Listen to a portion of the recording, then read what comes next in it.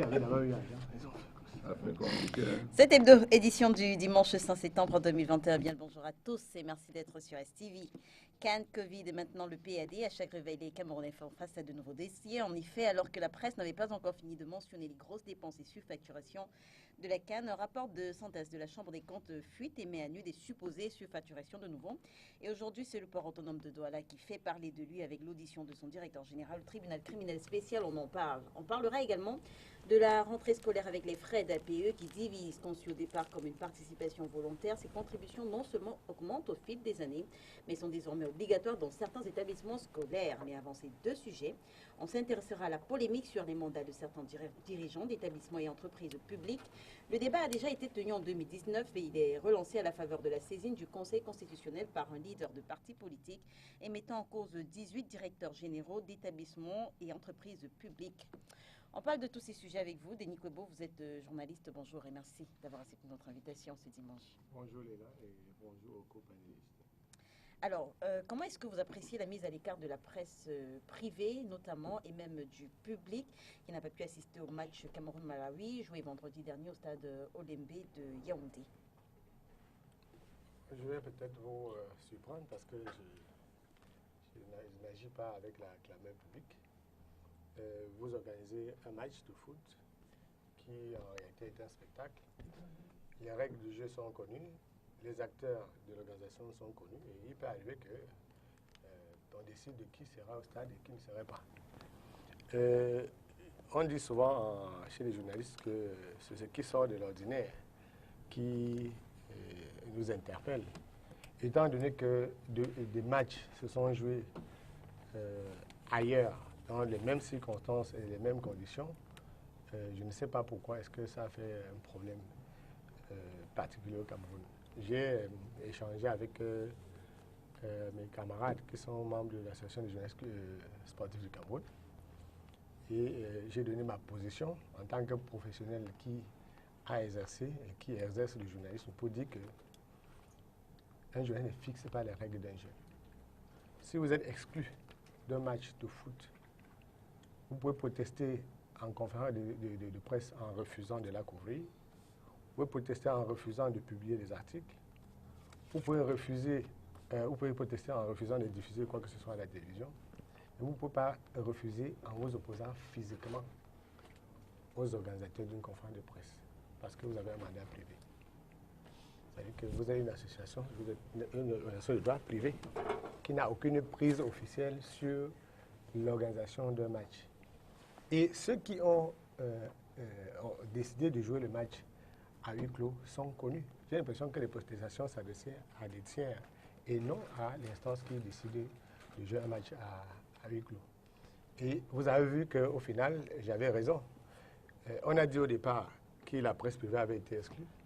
Sauf que du fait des prises d'intérêt ici et là, la presse sportive est divisée entre les camps qui s'affrontent. Puisqu'on a dit que l'accès est interdit aux journalistes, à la fin, on a vu qu'il y a des journalistes qui sont là. Si vous leur dites que l'accès est interdit, vous diront qu'il y avait des journalistes au stade. Et les journalistes sont donc renvoyés, c'est-à-dire qu'ils sont invités à aller mieux s'organiser pour ne défendre que ce qui est de droit. On ne défend que ce qui est de droit. Merci, Denis. Et pour qu'on soit respecté, il faut refuser de faire partie des camps et des clans qui se forment ici et là. Lorsque vous faites partie d'un clan, vous êtes une cible, vous êtes l'un des belligérants et personne ne va comprendre, les gens peuvent vous comprendre qu'on vous ait mis à l'écart parce que vous ne faites pas partie du clan qui a le vent en poupe. Parce que demain, quand votre clan aura le vent en poupe, ceux qui étaient au stade l'autre jour ne seront plus là. C'est vous qui allez être au stade avec les nouveaux. C'est vrai que selon certains journalistes, la raison officielle qui a été avancée, c'est-à-dire que exécuter le protocole Covid-19 en vigueur pour les matchs de la CAN ne serait pas la véritable raison. Selon certains journalistes, en effet, il était question surtout de ne pas montrer à la presse, de ne pas laisser voir à la ne pas laisser que la presse privée voie, voilà, que les travaux au stade Olembe n'étaient pas achevés. Ça, ce n'est pas un argument journalistique. Un argument journalistique est factuel. J'ai suivi des reportages à la télévision, y compris dans votre télévision, où l'entreprise qui travaille sur le chantier, en présence des inspecteurs de la CAF, a annoncé la livraison du stade pour courant novembre 2021. Alors, si vous avez diffusé sur vos antennes, toutes les antennes nationales, que l'entrepreneur sur le chantier va livrer le marché, les travaux courant novembre 2021, il est extraordinaire que vous soyez les premiers à dire que on vous cachait ce qui, effectivement, quand vous passez dans tous les chantiers de la ville, il y a des tonnes de chantiers, quoi. Pourquoi est-ce que les gens, ils ne cachent pas la pourriture? Les gens, ils ne vous demandent pas ce qu'ils sont en train de faire. Quand vous avez à gérer un stade d'un certain calibre, un stade d'un certain prestige, il n'est pas de votre... Moi, je ne suis pas en train de défendre ce qu'ils ont fait, parce que ça ne m'intéresse pas. Mais je suis en train d'utiliser des arguments sur des contre-vérités qui ont été dites. Quand vous avez donc ce chantier à livrer, vous ne permettez pas aux gens qui sont les gens de l'image de diffuser une image qui ne correspond pas aux standards, au standing et au niveau de qualité que vous voulez obtenir. Je dis ça, ceux qui contribuent avec certains journalistes à ensauvager l'opinion vont dire que j'ai soutenu tel. Mais il dit que sur les arguments, c'est entièrement farfelu et souvenu de dire que le stade n'était pas terminé, alors que nous-mêmes, on a diffusé dans les médias que c'est en novembre 2021 que les travaux vont être livrés. En face de vous, on reçoit Samuel Motte, il est député de la Nation, militant du Rassemblement démocratique du peuple camerounais. Bonjour Monsieur Motte et merci d'avoir accepté notre invitation ce dimanche. Bonjour Léla, merci également pour l'accueil qui m'a été réservé. Alors, quel est le regard que le député que vous êtes porte sur le débat autour de la double nationalité, relancé à la faveur de l'élection à la FICAFOOT? Écoutez, c'est un débat actuel. J'espère qu'on trouvera une solution qui arrangera les uns et les autres. C'est la position du moment qui consiste à dire que pour pouvoir postuler à telle ou telle chose, pour des problèmes de sécurité, pour d'autres problèmes également que vous pouvez imaginer, que l'on ne peut pas postuler.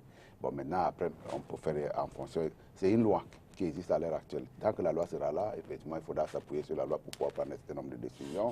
La loi elle peut être contrariante pour un certain nombre de personnes, mais au moins, elle nous met au même niveau d'égalité en disant qu'à partir du moment où nous connaissons les règles du jeu, il faudra tout de même les appliquer parce que sinon, autrement dit, on aurait dans un système de cas par cas et il y a une possibilité également qu'on a bossé également une absence de rationalité. Là, il y a une loi qui dit effectivement que lorsque vous avez une double nationalité, vous avez perdu la première. Dans le cadre de cette perte-là, vous ne pouvez pas exercer un certain nombre de choses. Bon, maintenant, je sais bien, comme vous posez la question, il y en a qui s'en prévalent, il y a également qui passent par les mailles du filet. C'est bien qu'on harmonise tout ça pour pouvoir faire en fait que le Cameroun puisse être traité au même pied. Maintenant, pour le cadre particulier du football, je ne sais pas comment cette affaire va être résolue. Parce que les instances fêtières mondiales reconnaissent effectivement que le principe de la double nationalité existe.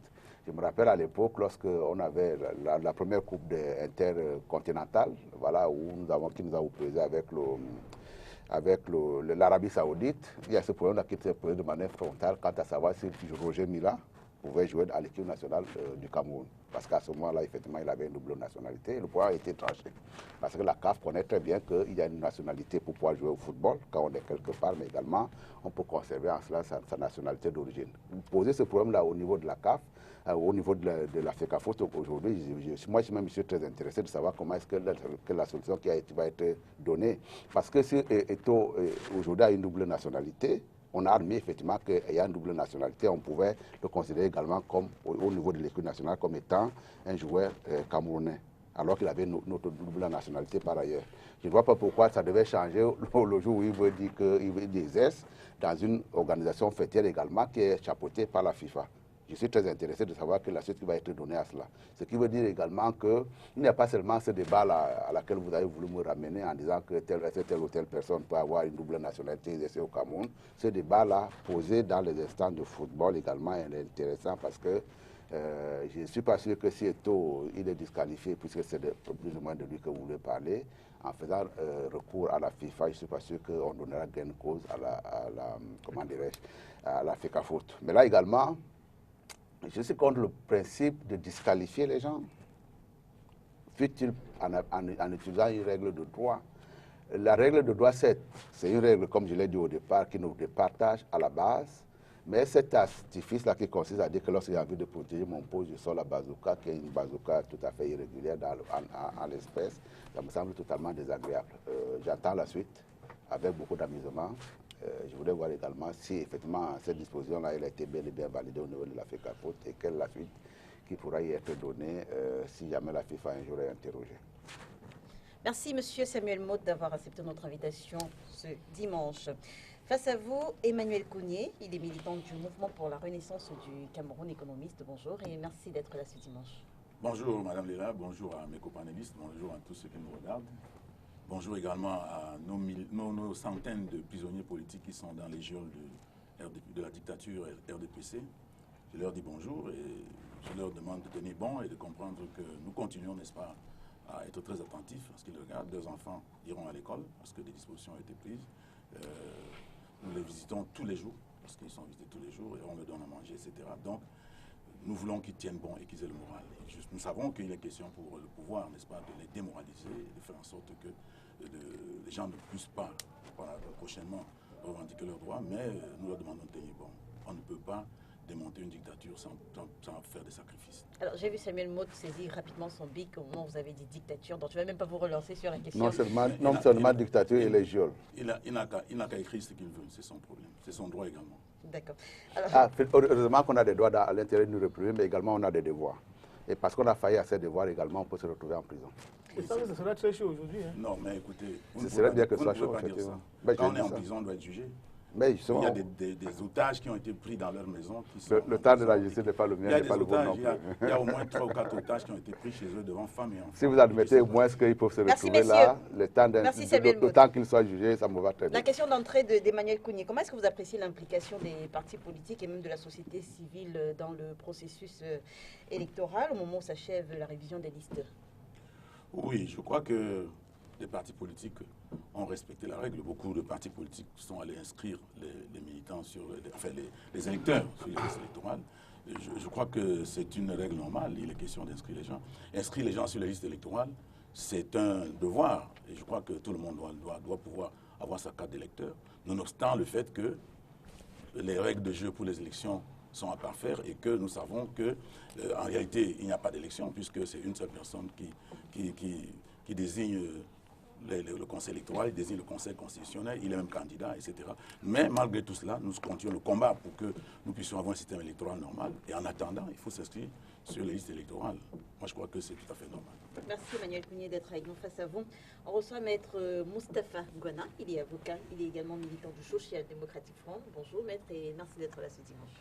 Bonjour Leïla, c'est un plaisir renouvelé de me retrouver sur votre plateau.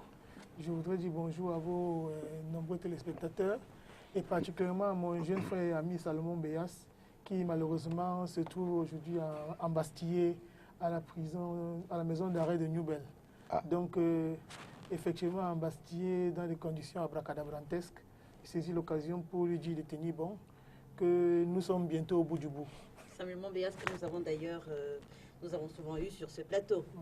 Voilà. Salomon Béas à qui nous transmettons également nos... Salomon Béas qui est également un fils de Yingui, dans lequel également, qui est ma localité d'origine. C'est pas important. C'est important. Non, c'est pas important. C'est mon fils. C'est un militant du MRC, donc vous avez également le droit d'avoir Salomon Béas à qui nous comme vous dites que je le connais nettement mieux. Également à sa famille, à son épouse. Vous ne pouvez pas le connaître mieux que moi. Alors, Maître Moustapha Ngouana, sur la même question d'entrée que Emmanuel Kounié, quel est le regard que vous portez sur le déroulé du processus en 2021? Je parle bien sûr des inscriptions sur les listes électorales. Je dois dire que les partis politiques se sont mêlés autant que faire se peut, mais on doit également avouer qu'il y a quand même une certaine timidité de la part de nos populations quant à la participation au processus d'enregistrement sur les listes électorales, qui est consubstantiellement due au fait que les règles sont considérées par tous les acteurs comme biaisées, si ce n'est le RDPC uniquement qui estime qu'elles sont bonnes. Les règles sont biaisées. Mais les partis politiques ont participé. J'ai des camarades qui au quotidien avaient pour mission de galvaniser les populations pour qu'elles puissent s'inscrire. Je voudrais ici saluer particulièrement un de mes camarades, Tedjouté Irénée, qui est en Banga, qui nous avons également reçu sur ce plateau. Voilà, qui travaille activement sur le terrain. Et une qui est l'autre de mes camarades qui travaille dans ce sens-là. Donc les partis politiques ont la volonté. Mais lorsqu'il n'y a pas un véritable toilettage de textes, les populations considèrent que le jeu électoral est un jeu non seulement grippé, qu'il est corrompu même et que la machine ne peut pas véritablement avancer. Les gens aiment malheureusement participer à une activité politique dans laquelle les règles sont saines et dans laquelle ils pensent que leurs actes peuvent avoir une certaine portée. Malheureusement, à l'heure actuelle, on a le sentiment que le système a une seule clé de voûte qui est malheureusement le pouvoir central. Merci. Allez-y, Denis Kobon. Oui, vous savez, vous connaissez ma position sur les inscriptions organisées qui ne répondent à aucune logique, ni légale, ni politique. Le vote est libre, l'inscription sur la liste électorale est libre. Donc, si on arrive à une situation où on démarche pour qu'un citoyen s'inscrive sur la liste électorale, il faut aller au-delà des explications que Maître Wana ou bien Emmanuel Kounié donne. Qu'est-ce qu'il peut bien faire que quelqu'un qui sait que le vote et même l'expression de la citoyenneté n'aille pas s'inscrire sur une liste électorale? On a vu par le passé l'affaire des inscriptions être le cheval de bataille d'un certain nombre de partis politiques, de leaders politiques. Il y avait eu un projet d'11 millions de citoyens qui devaient s'inscrire sur les listes. On a dit que s'il n'y a pas 11 millions de citoyens sur les listes électorales au Cameroun, c'est qu'on ne peut pas être en train d'organiser un vote. Je crois que, et c'est ce qui fait dire à certaines personnes dans nos villages que la politique, c'est le mensonge. On ne peut pas prendre son bic, on décide du nombre d'électeurs dans un pays. Et les gens sont venus sur votre plateau ici expliquer comment est-ce que si on n'est pas 11 millions, c'est qu'on n'est pas intéressé. C'était un objectif, est-ce que c'était une condition? Non, non. C'était un objectif, Denis Kouébou. Moi, j'étais ici, j'ai dit que j'étais là avec eux et vous étiez là aussi. Ce n'est pas, moi j'ai les chiffres du vote de 92 jusqu'à nos jours. Et j'ai raté seulement l'élection de 96, l'élection municipale. Nous tous ici, on était en âge, je crois que Maître Ngwana était déjà en âge de voter depuis 92. Donc, si on regarde le chiffre, ça n'a pas beaucoup évolué. Et même quand la population était pratiquement en train de doubler, on a à peu près les mêmes électeurs, le même nombre d'électeurs. Pourtant, ce n'est pas les mêmes personnes qui ont voté depuis ce temps-là. On a l'impression qu'il existe une sorte d'algorithme qui arrange le pouvoir et qui arrange l'opposition pour que le nombre de votants tourne autour du même chiffre. Ça permet de faire une péréquation. Qui arrange le pouvoir et pourquoi l'opposition? Ça arrange l'opposition. Si ça n'arrange quelle marge de manœuvre? Tout à l'heure, on a entendu M. Kounié expliquer que c'est important de s'inscrire sur les listes électorales. Sauf que le même était venu, pas je vais dire le même, c'est-à-dire que lui, les dirigeants de son propre parti étaient venus toujours sur le même plateau expliquer que ce n'est pas important de voter. Donc c'est le manque de clarté. C'est pas pour le important de voter. De participer à une élection. On peut ne pas. Et j'étais d'accord. J'ai dit que je n'étais pas contre. On a 6 millions. J'ai dit que je n'étais pas contre. J'ai dit que je n'étais pas contre cette idée même de ne pas passer à une élection. J'ai dit, je précise bien. J'ai dit donc vous voyez que entre des explications et contre-explications, celui qui est censé s'inscrire ou celui qui est inscrit ne se retrouve pas. Il est perdu. Oui. Si on doit, en tant que citoyen majeur, aller s'inscrire sur une liste électorale, Maître Wana, aller voter et même défendre son vote, ce discours doit être constant. Alors c'est peut-être parce qu'on a créé l'ambiguïté. Quand vous allez, dans les mêmes conditions, on a eu un candidat par exemple, ou deux candidats, il y a eu le professeur Maurice Kamto et Cabral Lébi qui ont revendiqué la victoire en 2018. Leur victoire qu'ils ont revendiquée à deux était la meilleure façon de légitimer le vote de 2018. Parce que quand vous dites que vous avez gagné, ça veut dire que le vote là était bon. S'il n'était pas bon, vous ne pouvez pas gagner. Vous avez gagné. 2 jours après, vous n'allez pas à une élection. L'autre va, celui qui avait prétendu qu'il avait gagné, Cabral, est aussi allé à l'élection. Ça fait que celui qui voulait voter ou s'inscrire prochainement se demande si effectivement c'est bon de s'inscrire ou c'est pas bon de s'inscrire. Est-ce que c'est bon de voter ou alors c'est mauvais de voter? Cette communication-là est ambiguë et ce n'est pas la confusion, c'est la confusion. C'est vraiment clair. Samuel Motavant et Emmanuel Kounié. Ce serait bien qu'on sorte de ce traquenard-là dans lequel l'opposition nous a laissé. Si nous voulons que notre République fonctionne, nous avons besoin également qu'il y ait un certain nombre de participations des populations. Et c'est cette participation des populations-là qui peut déterminer également le niveau d'implication à la gestion de la chose publique. Ce que Denis Kouébou dit, il n'est pas très loin de la réalité. Vous fallait tout à l'heure saluer ce qu'il a dit en disant que nous avons demandé qu'il y ait un certain nombre de personnes qui s'inscrivent, en disant mais ils progressent tout de même. L'idée selon laquelle on dit aux gens c'est pas la peine de vous inscrire, elle n'est pas nouvelle, elle n'est pas de l'invention de Denis Kwebo. Et c'est ce discours-là très souvent que nous avons entendu. Je note quand même que Emmanuel Kounié, effectivement, pensant du SDF au MRC, je crois également que là aussi, ça peut justifier sa progression. Mais pendant très longtemps, lorsque nous avons comme acteur majeur politique dans la République du Cameroun, comme le SDF comme étant acteur majeur, qui avait fait campagne contre les inscriptions. Vous voyez très bien qu'à un moment donné, on vous expliquera toujours que de toutes les façons, ce n'est pas la peine d'y aller. Et lorsque, très souvent, quand on l'a dit, à 2 semaines de la clôture des inscriptions, on commence à vous dire, mais tout de même, allez-y. C'est ce discours-là à Braga. Ce qui fait qu'à un moment donné, les élections sont perdus. Et l'idée que l'on a toujours vendue en disant que le système électoral n'est pas bon, j'ai voulu, pour pouvoir chuter là-dessus, saluer mon ami Diop Komna, qui était maire de Douala 3e. Je me demande, face à un système totalement farfelu, comment il a fait pour gagner.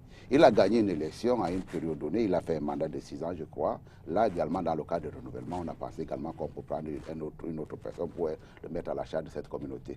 Comment est-ce qu'on peut dire que dans le cas d'une élection qui est forcément truquée, comment est-ce qu'on peut dire que le MRC nous a battus au niveau des présidentielles sur la région du littoral? Il ne faut pas dire que le système il est bon parce qu'on a gagné, il faut dire également que dans le cadre de ce système-là, qui est un système vertueux, il y a des participations des uns et des autres qui est demandé. Dans la première des participations, c'est de dire, effectivement, nous nous avons battus, nous, au RDPC, de faire en sorte que nos militants soient dans le fichier électoral. Et si les gens ne sont pas, ils ne gagneront pas.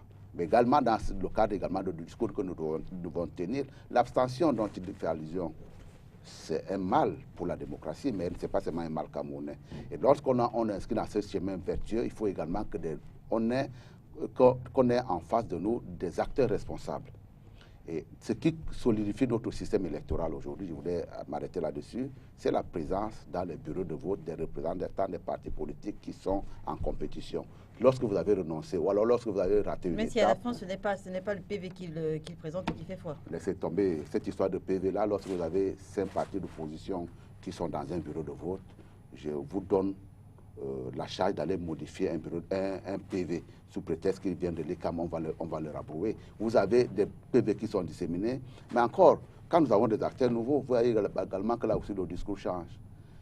Cabral Libi nous rapporte des faits en disant que le problème, une fois s'est posé à Douala 5e, il y avait le PV de l'ECAM effectivement qui avait des surcharges. On a préféré aller prendre celui de SDF. Dans cette histoire-là également, il y a une institution, c'est tout simplement un démarche institutionnel. Il y a une institution qui nous reprend dans le cadre de ce vote-là. On ne va pas aller chercher ailleurs, on prendra celui de l'institutionnel. Mais si également il n'est pas bon parce qu'il est contesté par 13 autres personnes, je peux vous assurer que celui-là n'est pas bon. Allez-y, Emmanuel Il y a beaucoup de choses qui sont dites là. Moi, je voudrais dire que ce n'est pas parce que un maire, un parti politique a gagné dans une mairie que ça prouve que les élections sont bonnes.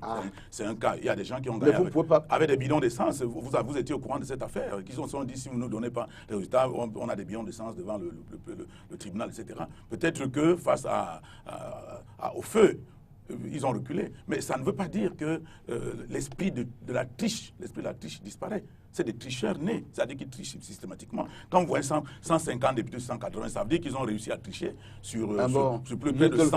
Ils essaient de tricher partout. Il y a des moments où les gens passent entre les mailles. Hein. Et puis nous dire pourquoi on est allé aux élections en 2018, pourquoi on n'est pas allé aux élections. Justement, on est allé aux élections en 2018 pour prouver qu'il ne faut pas aller aux élections. Oui, effectivement.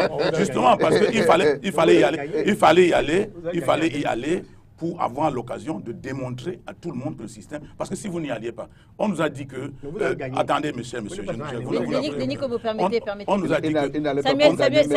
Samuel, quand vous aviez la parole, allez-y, Emmanuel Kounié. On nous a dit que le Conseil constitutionnel, là, était fait des Camerounais. Même si ce sont des militants du RDPC, ils peuvent avoir un regain d'orgueil et puis démontrer, être honnête au moment de présenter les résultats. Ou bien de faire le jugement nécessaire. Et il fallait donc y aller parce qu'on nous a demandé de juger le maçon au pied du mur.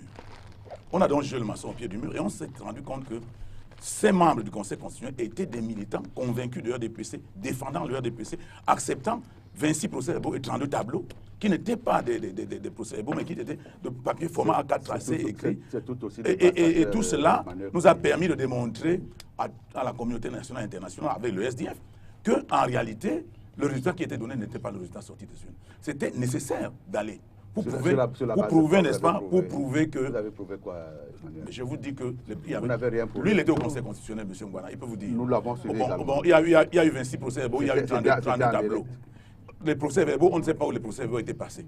Donc, ils ont fabriqué des tableaux, ils ont joint les feuilles de présence, ils ont présenté cela comme des PV, il n'y en avait pas. Donc, nous sommes allés justement pour avoir la possibilité de prouver que aller aux élections avec ces gens dans ces conditions, avec cette loi, ne valent pas la peine. Merci. Voilà. Merci. Donc on y allait pour prouver qu'il ne faut pas y aller. Je note que Maître Moustapha Ngwana ne veut pas dire un mot sur le Non, sujet. Il vaut mieux pas. Ce qu'il faut dire, c'est il a pris le cas de Job Kana. Il me souvient qu'en 2013, l'honorable Nietzsche avait menacé grandement les autorités administratives les autorités s'occupaient des élections. Pour que les élections ne soient pas volées, il ne faut pas oublier la réalité. C'est qu'à un moment donné, on a cru également... Je poursuis. Laissez-moi poursuivre. Quand vous parlez, je ne vous coupe pas. Il ne faut pas croire qu'il y a du saupoudrage qui est fait. En fait, le système est mauvais. Alors, dans quelques communes, on vous donne la possibilité. On laisse à l'opposition quelques strapontins. Parce qu'en réalité, c'est ce qui se passe. Parfois, ça les dépasse même. On laisse les strapontins parce que qu'il faut quand même donner un minimum de légitimité au système. Si le LDPC a par exemple une élection dans laquelle ils ont 180 députés, je vous assure que, je vous assure qu'eux-mêmes, ils seraient dans un inconfort total. Même comme au sein de l'appareil, il y en a qui veulent absolument tout prendre. Je sais qu'il y a un débat qui, lorsqu'il est mené, peut diluer la volonté des populations. C'est-à-dire lorsqu'on tient... C'est toi qui es juge du progrès des gens. Non, vous progressez pas. Lorsqu'on tient un débat comme celui-ci, les populations peuvent avoir le sentiment que non, tout est perdu ou quoi que ce soit. Non. Il faut que les populations comprennent une chose, c'est que ce n'est pas parce qu'on décrit l'état du système qu'il faut s'arrêter de faire acte de citoyenneté. Parce que on ne peut pas laisser le pays entre les mains des bandits. On peut laisser le pays entre les mains des voyous. Entre les personnes qui vont de scandale en scandale. On va de scandale en scandale. Et les populations, et c'est pourquoi je l'ai souvent dit sur d'autres plateaux de télévision, les populations camerounaises sont complices et auteurs en grande majorité du malheur qui les frappe. Parce que nous ne pouvons pas accepter que lorsqu'il y a un avocat qui est nommé ministre, il faut que ce soit le plus mauvais d'entre nous. Qu'un architecte soit nommé ministre, que ce soit le plus mauvais d'entre nous. On accepte et on finit par laisser le terrain politique aux individus qui sont des forbans. Donc il faut que le peuple, la population, les personnes qui ont des compétences de haut niveau s'intéressent véritablement à la politique. Pourquoi on n'abandonne pas la politique entre les mains des voyous? Et malheureusement, chez nous au Cameroun, lorsque vous vous rendez compte, beaucoup de personnes qui sont nommées ont un passif dans leur vie. Lorsque vous rentrez dans leur vie, vous vous rendez compte de ce que pendant une grande partie de celle-ci, ils n'ont posé que des actes qui étaient négatifs. Et les populations ont décidé d'abandonner la politique entre leurs mains. Je ne suis pas particulièrement intéressé par l'activité politique, mais ce que je me dis, il ne faut pas que nous abandonnions notre pays entre les mains de mauvaises personnes. Les populations doivent s'impliquer, on doit s'inscrire sur les listes électorales, malgré toutes les difficultés que nous impose le système. Il y a les victoires qui sont gagnées par les c'est beaucoup plus dans l'arrière-pays. Dans les grandes villes où les populations sont beaucoup plus éclairées, c'est plus compliqué de tricher que, par exemple, dans un village perdu, où on peut retirer les gens de force et menacer par la police et autres. Vous imaginez qu'il y a une élection à droite troisième, est-ce qu'un policier peut brûler les urnes facilement? Ce n'est pas la même chose. Le système utilise d'autres moyens, comme la falsification des listes et tout le reste. Mais il faudrait que les populations soient impliquées. Les populations ne peuvent pas continuer à laisser c'est-à-dire que leur destin entre les mains des personnes qui vont aller à l'Assemblée nationale et venir soutenir des positions qui sont à l'encontre de leurs intérêts. Nos intérêts sont des intérêts qui sont communs. Le Cameroun est notre plus grand bien. Battons-nous, parce que je ne suis pas de ceux qui pensent qu'on va aller prendre les armes pour pouvoir changer la République. Je pense comme disait quelqu'un, un bulletin de vote est plus puissant qu'une balle de fusil, pour peu qu'on sache comment l'utiliser. Nos populations manquent de clairvoyance. Parce que vous arrivez dans des coins de notre République où les gens n'ont absolument rien. Ils n'ont pas de route, ils n'ont pas d'eau potable, ils n'ont pas d'école, ils n'ont rien. Mais le président de la République arrive à faire 100%. Vous posez les questions. Quel est ce peuple qui accepte de se faire harakiri? nous devons, c'est pourquoi c'est même d'ailleurs pour ça que j'accepte d'arriver à la télévision, dire aux gens qu'un autre Cameroun est possible. Ce Cameroun ne peut être possible que si chacun d'entre nous s'implique, si chacun d'entre nous met du sien pour que ça avance. Ne laissons pas la politique aux personnes qui sont de mauvaise foi. Et malheureusement, ce sont elles qui écument les plateaux de télévision. Là, on est d'accord. Sauf que pour arriver à ce niveau d'accouchement, là, il est passé par des phases. Et termine, Maître Moustapha Ngwana termine, messieurs. Ce sont ces mauvaises personnes-là que vous élisez parce qu'on va donner une boîte de sardines, un kilogramme de riz, qui finissent par détruire votre avenir. Parce qu'il faut le dire, lorsqu'un Camerounais prend 1 kilogramme de riz ou 1 kilogramme de poisson, il peut le manger pendant 7 ans.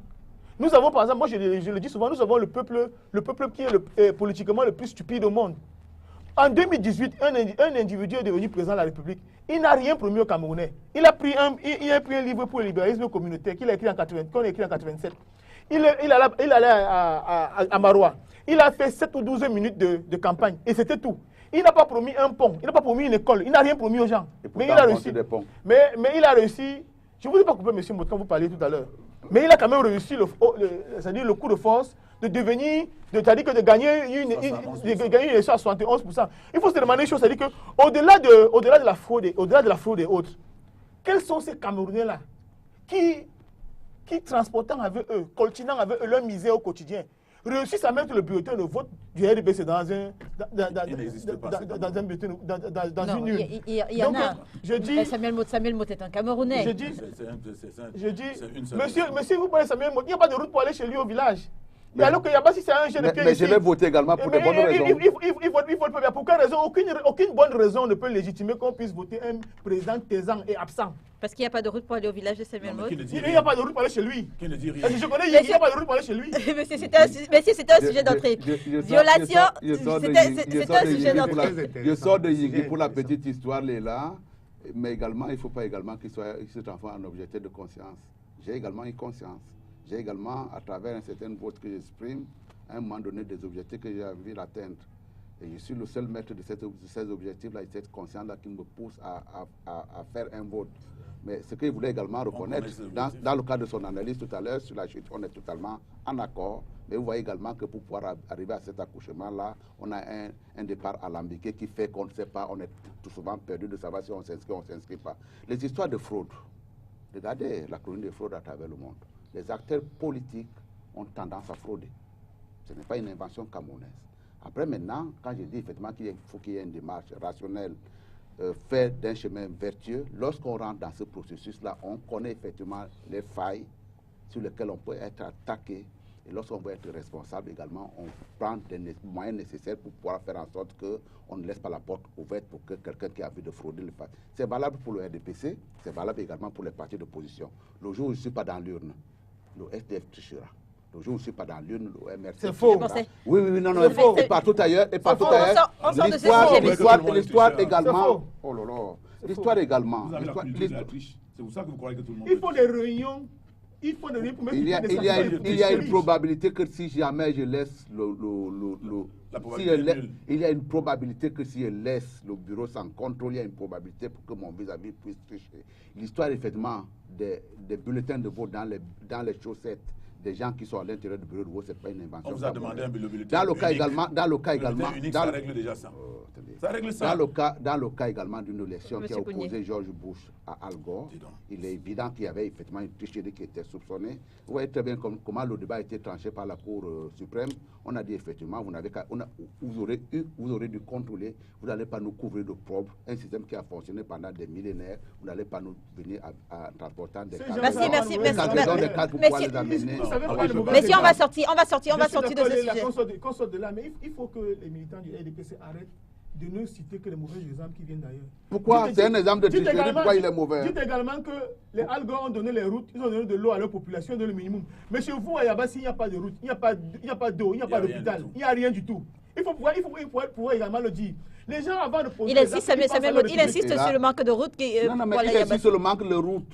Il est évident que... Les écoles, il n'y a rien. Écoutez-moi très bien. Les populations sont dans la misère. Écoutez-moi très bien. C'est des propos qui, à mon sens, deviennent des propos injurieux Parce qu'il est en train de me dire qu'en raison de l'absence de route, si on vote pour un gouvernement pour lequel nous pensons que nous tirons quand même un minimum de profit, nous sommes des... Attendez, nous sommes des idiots. Nous sommes des gens sans raison. Il est en train de dire nous sommes des gens sans... Il est en train de dire que nous sommes des gens sans raison. Mais c'est vrai. C'est vrai, les Camerounais sont des gens sans raison. Vous comprenez donc qu'il ne peut pas aller faire campagne à Yabassi et être convaincant parce que les populations qui sont à Yabassi également, c'est des populations qui s'émerveillent, qui voient à travers l'évolution de la société un certain nombre de transformations qui s'opèrent. On n'a pas de route aujourd'hui, on aura une route demain. On n'a pas eu de route avant-hier, il y a eu un certain nombre de réalisations également qui ont été faites dans le cadre de réalisations du gouvernement. Et ils sont effectivement totalement libres. Et vous voyez très bien, ils pensent qu'ils ont la science infuse et que sur la base de leur propre... Il était candidat unique. On a tous les partis politiques, on a attaché tout le monde pour qu'il soit le seul candidat. On les a attachés. Vous voyez ce genre de discours-là. Vous avez vu ce genre de discours-là. Vous avez vu ce genre de discours. Merci Emmanuel Kounié. Je vous souhaite également que le jour où vous serez un jour candidat, que vous retrouvez avec un certain nombre de personnes. Je n'ai jamais eu peur de l'adversité. Dans le cadre également de mon engagement politique, il y a des primaires de RDPC qui fonctionnent également très bien. Il y a une adversité frontale. Merci. Monsieur Mode aurait pu répondre à M. Kounié qu'il n'avait pas d'adversaire parce qu'ils ont refusé de passer aux élections. Mais parce qu'effectivement, non, mais je n'ai pas voulu être péremptoire. J'ai voulu également faire également... Non, je préfère celui qui allait... J'ai voulu également le faire en toute humilité. J'ai voulu également le faire en toute humilité pour les là parce qu'effectivement, engagé dans le cadre de cette campagne-là, dans le cadre, ça fait qu'ils étaient battus d'avance.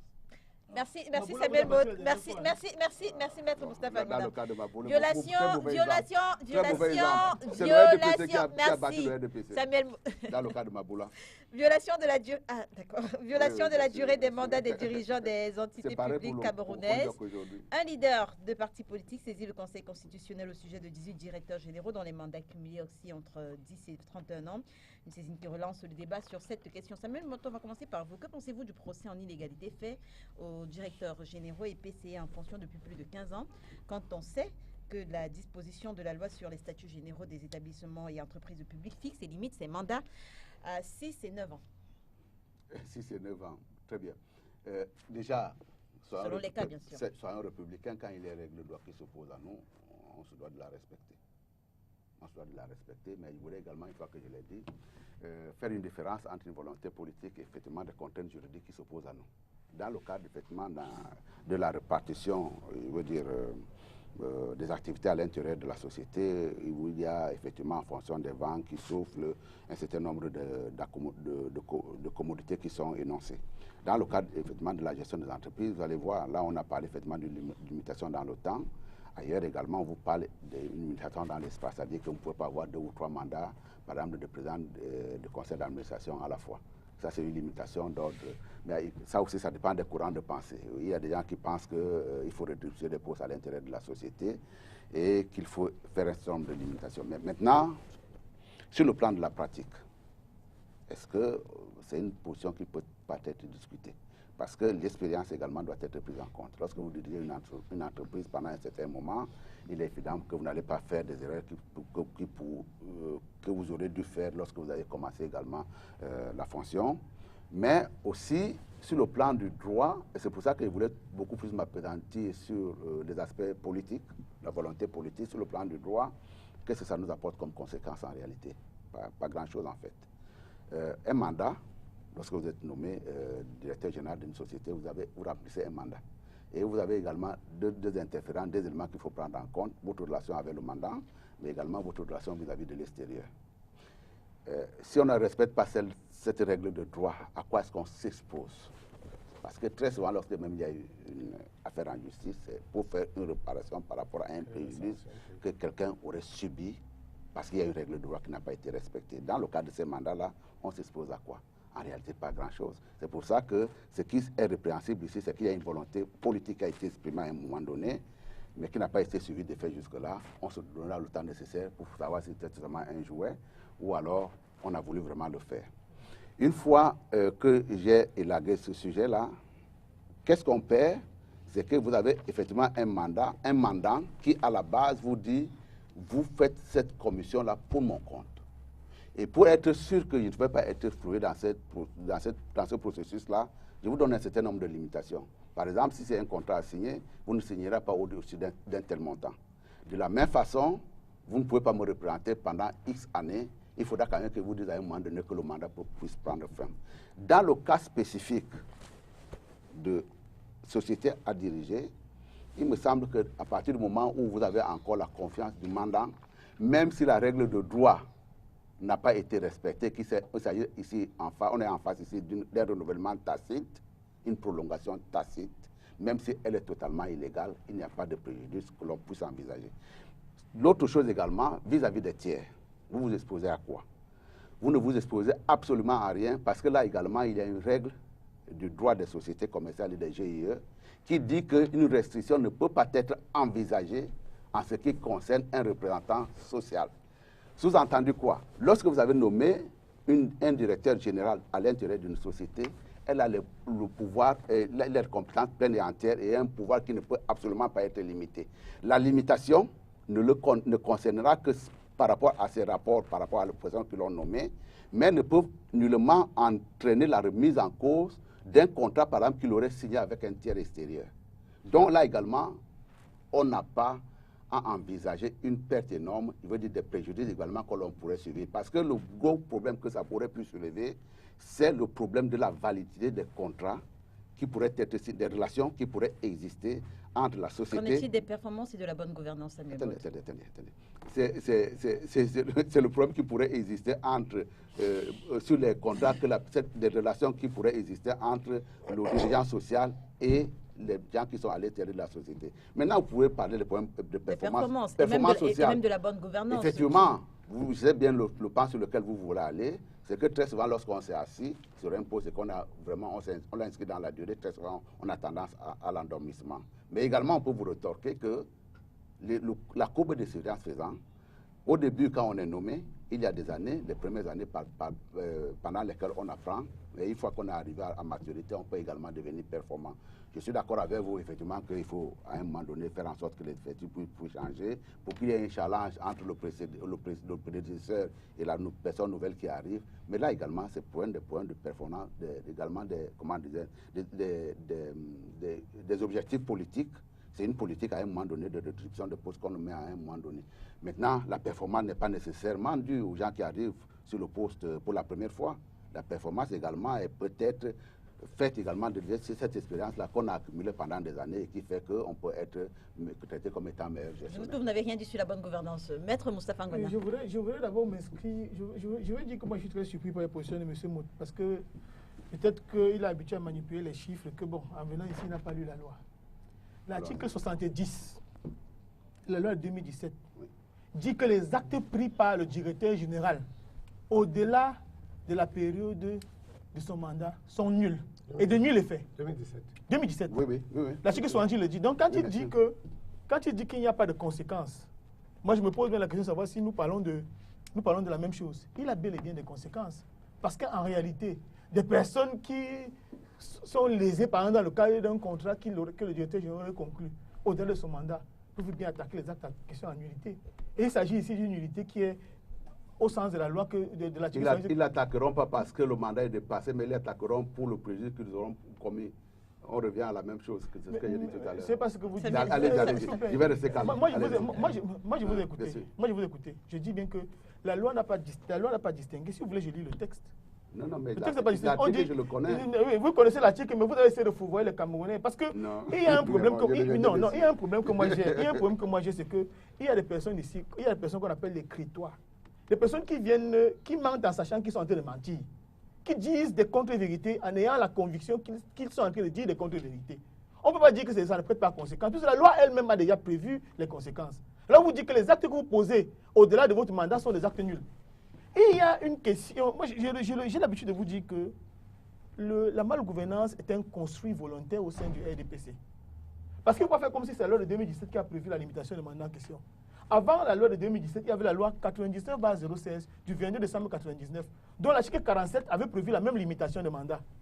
Avant cette loi de 1999, il y avait une ordonnance de 1995 qui avait prévu la même limitation de mandat.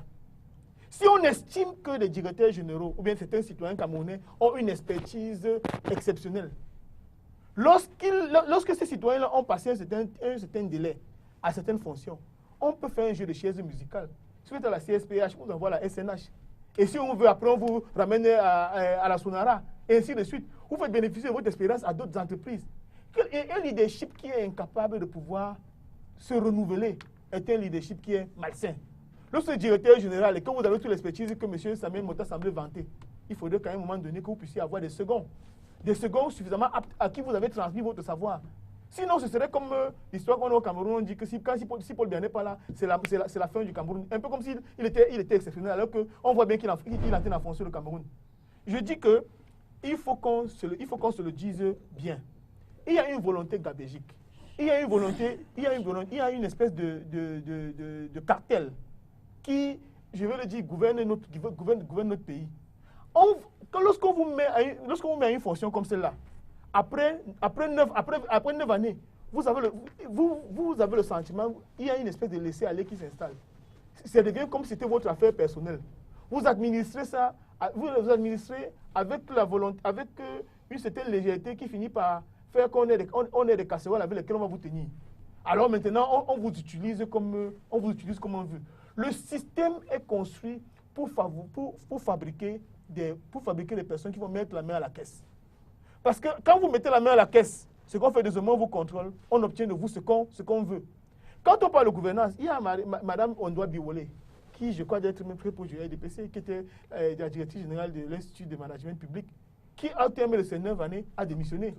J'ai entendu des juristes aujourd'hui dire que non, et il y a la nouvelle loi de 2017, comme elle est de 2017, on doit commencer à computer à compter de 2017. Mais il faut qu'on le dise, non. La nouvelle loi n'a jamais indiqué qu'on devait commencer la computation à compter de 2017. Encore que si on veut retenir cet argument-là, je le oppose à la loi de 99. 99/07 du 22 décembre 99, l'article 47 le disait déjà, 9 ans. C'est 3 ans renouvelables 2 fois. Et le mandat d'administrateur, c'est 3 ans renouvelable une seule fois. Donc, sauf qu'au-dessus de toutes ces lois, on a également la Constitution qui dit que c'est uniquement le chef de l'État qui a le pouvoir de nommer. Je veux dire que... Qui est le mandat principal. Je vous en prie. Le mandat principal. Non, écoutez-moi, je souligne l'imbroglio finalement. Non, je vais vous répondre. Non, le problème, c'est que vous n'êtes pas, j'imagine que vous n'êtes pas juriste. C'est le conseil d'administration qui désigne. C'est pas pour tant que vous avez raison. Non, pas forcément. Je n'ai pas fini. Permettez. Le président de la République, ou bien le président de la République, si vous voulez, le pouvoir central, ça dit que désigne son candidat, et vous, les membres du conseil d'administration, c'est une entreprise publique, entérine. Mais ce n'est pas le président de la République qui dit qu'au port autonome de Douala, ce sera tel. C'est le conseil d'administration. Non, écoutez. La forme, écoutez, moi je suis juriste, on nous dit la forme n'est rien, mais rien n'est sans la forme. Il faut respecter les formes parce que ces sociétés sont administrées en fonction des règles de l'acte uniforme de l'OADA. Le fondamental du droit étant aussi la sanction. Oui. C'est faute de sanction, tout ce que vous dites. C'est l'OADA. C'est l'OADA qui dit quoi? C'est l'OADA qui est le texte qui est appliqué dans ces entreprises-là. Oui. Vous comprenez? C'est l'OADA, donc c'est le conseil d'administration qui désigne son directeur général. C'est vrai. Sur le plan pratique, on ne conteste pas le fait que ce soit le président de la République qui désigne. Mais il faut aussi dire qu'il y a une volonté, comme essaie de nous dire Denis, qui est également un élément sur lequel je voulais revenir, c'est que on prend des textes, mais on s'arrange toujours à laisser une faille qui va être utilisée maintenant en fonction des intérêts politiques du moment. Parce que il y a une sanction, certes, c'est la nullité des actes. Mais maintenant, au-delà de la nullité des actes, qu'est-ce que vous faites? Qu'est-ce que vous faites au directeur général qui a posé les actes au-delà de son mandat? Quelle est la sanction qui est prévue pour lui, intuitu personne? Ce qu'on dit, ce sont les actes qu'il a posés qu'on peut annuler. Mais on ne dit pas que lui peut subir des sanctions. Il peut subir des sanctions. Donc vous comprenez qu'il y a une volonté. En fait, il y a une architecture. L'architecture du RDP, c'est une architecture qui veut absolument pouvoir contrôler les gens et installer le sous-développement. Donc, monsieur, je pense bien qu'il y a des sanctions. Il suffit qu'on ait la volonté de faire les choses proprement. Mais le RDPC n'en a pas du tout. On ne veut pas que les choses puissent marcher. On s'arrange à ce que la machine puisse être grippée. Pour que vous alliez mettre la main à la caisse, on vous tient et on fait de vous ce qu'on veut. Est-ce qu'il y a vraiment une relation entre l'absence de respect de l'administration et effectivement le fait que quelqu'un puisse mettre la main Denis, sur la Denis, tête. Denis, comme beaucoup ont souligné On le le fait met dans la que... sociologie. Ouais, Le mais fait- voilà, beaucoup, mais justement, messieurs, beaucoup ont souligné le fait qu'en 2019, déjà, ce débat avait été mené sans que grand-chose ne change. Et même le fait que le leader, les partis politiques qui ont saisi le Conseil constitutionnel hors du cadre des élections n'ont pas qualité pour le faire. Mais est-ce pour autant que ce débat ne mérite pas d'être mené? Le débat mérite d'être mené. Et quand j'étais jeune et militant en formation, on avait appris ce que c'est que le combat d'arrêt-garde. Un combat d'arrêt-garde étant un combat qui est réputé perdu d'avance. Si vous engagez, et la plupart, vous savez quelle est ma position, même sur la plupart des débats que nous menons sur les plateaux de télé, il y a beaucoup de débats publics qui sont des débats de combat d'arrêt-garde. On s'entremêle les pédales là. Si on a pris 1 heure, on a parlé pendant 1 heure et puis on attend la prochaine fois, lorsqu'il y aura un incident, on remet. Donc, ce débat a eu lieu sous les mêmes formes, les mêmes causes produisant les mêmes effets. Ouais, donc on connaît que le parti politique, par exemple, qui allait au Conseil constitutionnel, c'est que son activité, peut-être de l'année ou des 2 dernières années, peut se résumer à cette plainte. C'est que c'est son activité. Et puis vous en parlez. Et personne ne se demande que mais ce parti-là, est-ce qu'on l'a entendu dans un seul ou un autre débat? Non. Et puis il est resté là, il réfléchit comme n'importe quel activiste et puis il dit ok, bon, moi j'attaque. Ce que M. Moda dit, ce que M. Maître Ngouana également dit, c'est des choses qui rentrent. Il y a des choses tout à fait normales. Dites pas les deux. Sauf que ça nous renvoie à la réalité même du terrain pour ce qui me fait dire que s'il y a eu un premier débat sans aucune conséquence de cause, un deuxième débat très probablement sans aucune conséquence de cause, c'est parce que il y a le droit, il y a la justice, il y a les règlements, il y a la réalité, il y a la pratique. Tout à l'heure, quand on a parlé des élections, là où nous tous nous faisions faux, c'est de ne pas mettre l'accent sur les principes. C'est-à-dire que la démocratie a des principes. Lorsque les principes démocratiques ne sont pas réunis, on aura toujours les désaccords qu'il y a eu tout à l'heure.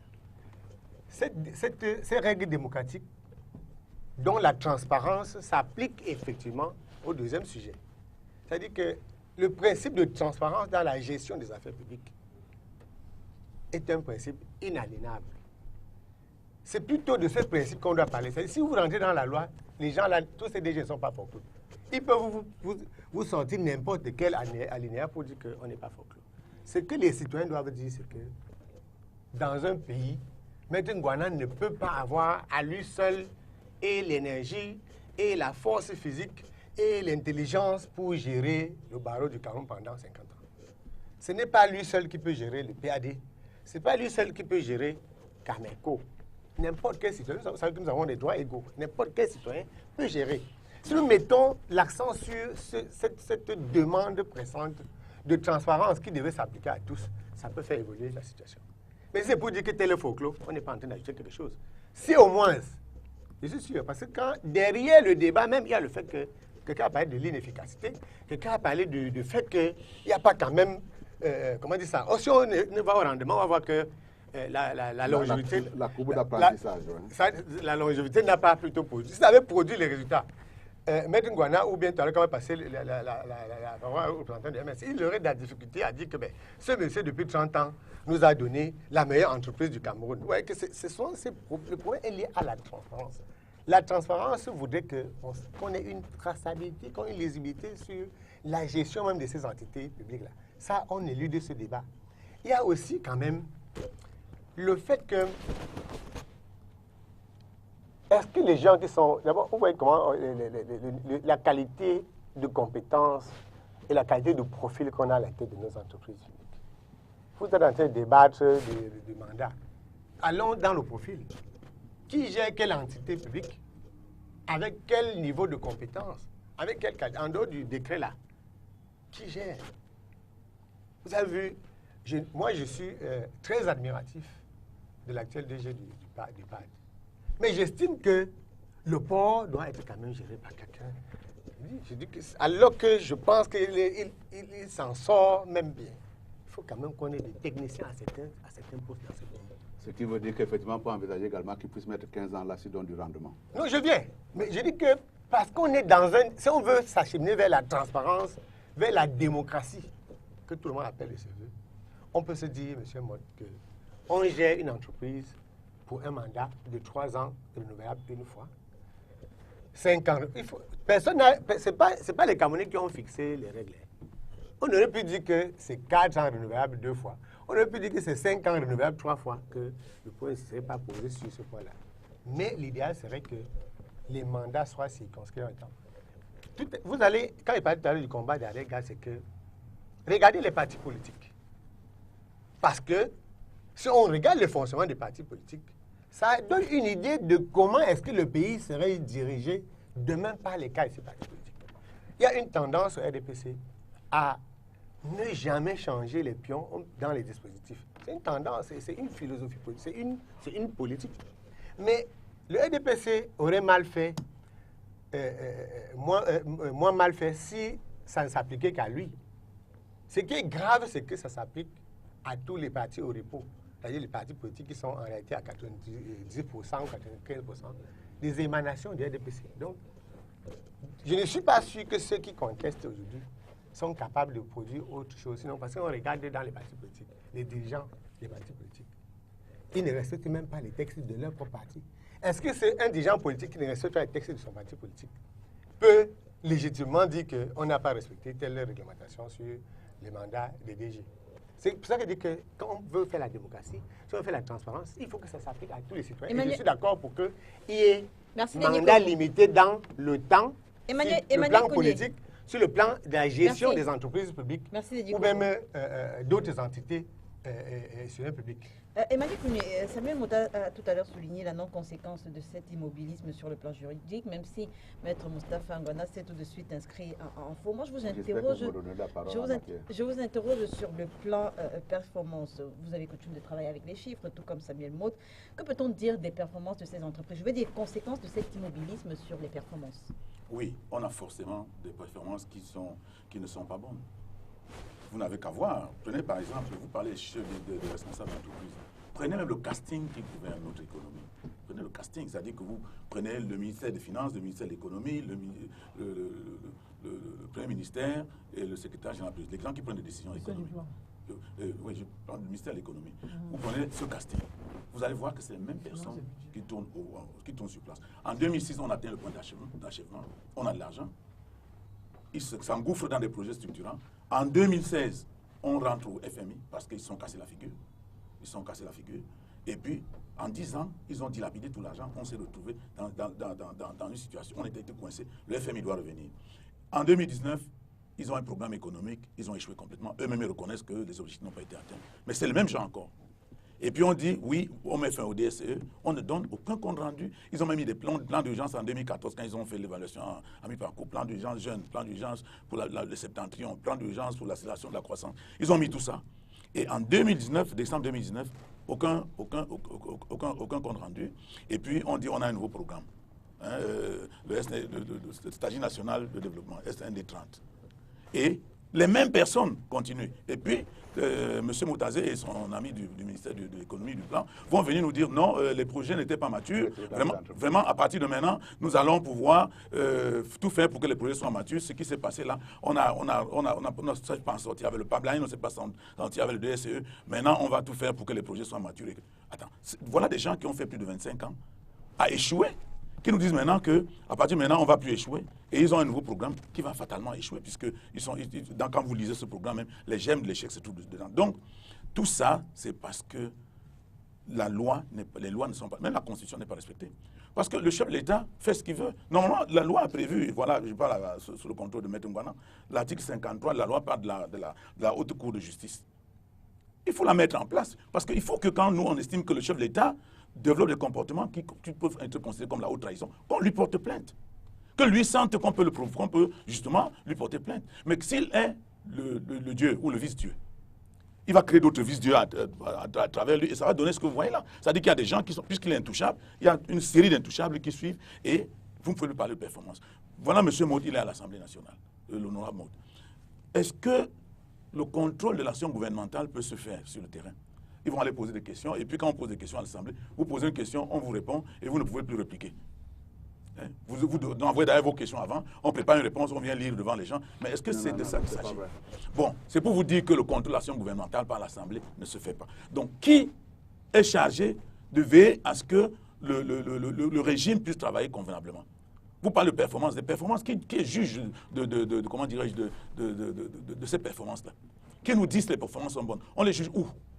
C'est le chef de l'État seul qui apprécie qu'un travail est bien fait. Et on a parlé des chefs d'entreprise. Oui, on a parlé du directeur général du PAD.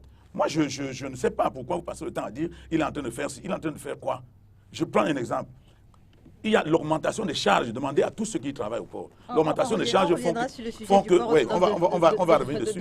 Parce que je voudrais vous dire que M. Fondinam aussi, au chantier naval, était l'un des meilleurs chefs d'entreprise. Hein? Il était l'un des meilleurs, sinon même le meilleur, à son temps. En son temps. Mais pendant qu'il était le meilleur, très rapidement, il y avait presque 6 000 personnes qui travaillaient là-bas. On a vite fait de trouver un moyen pour dire qu'on ne veut pas ce genre de choses.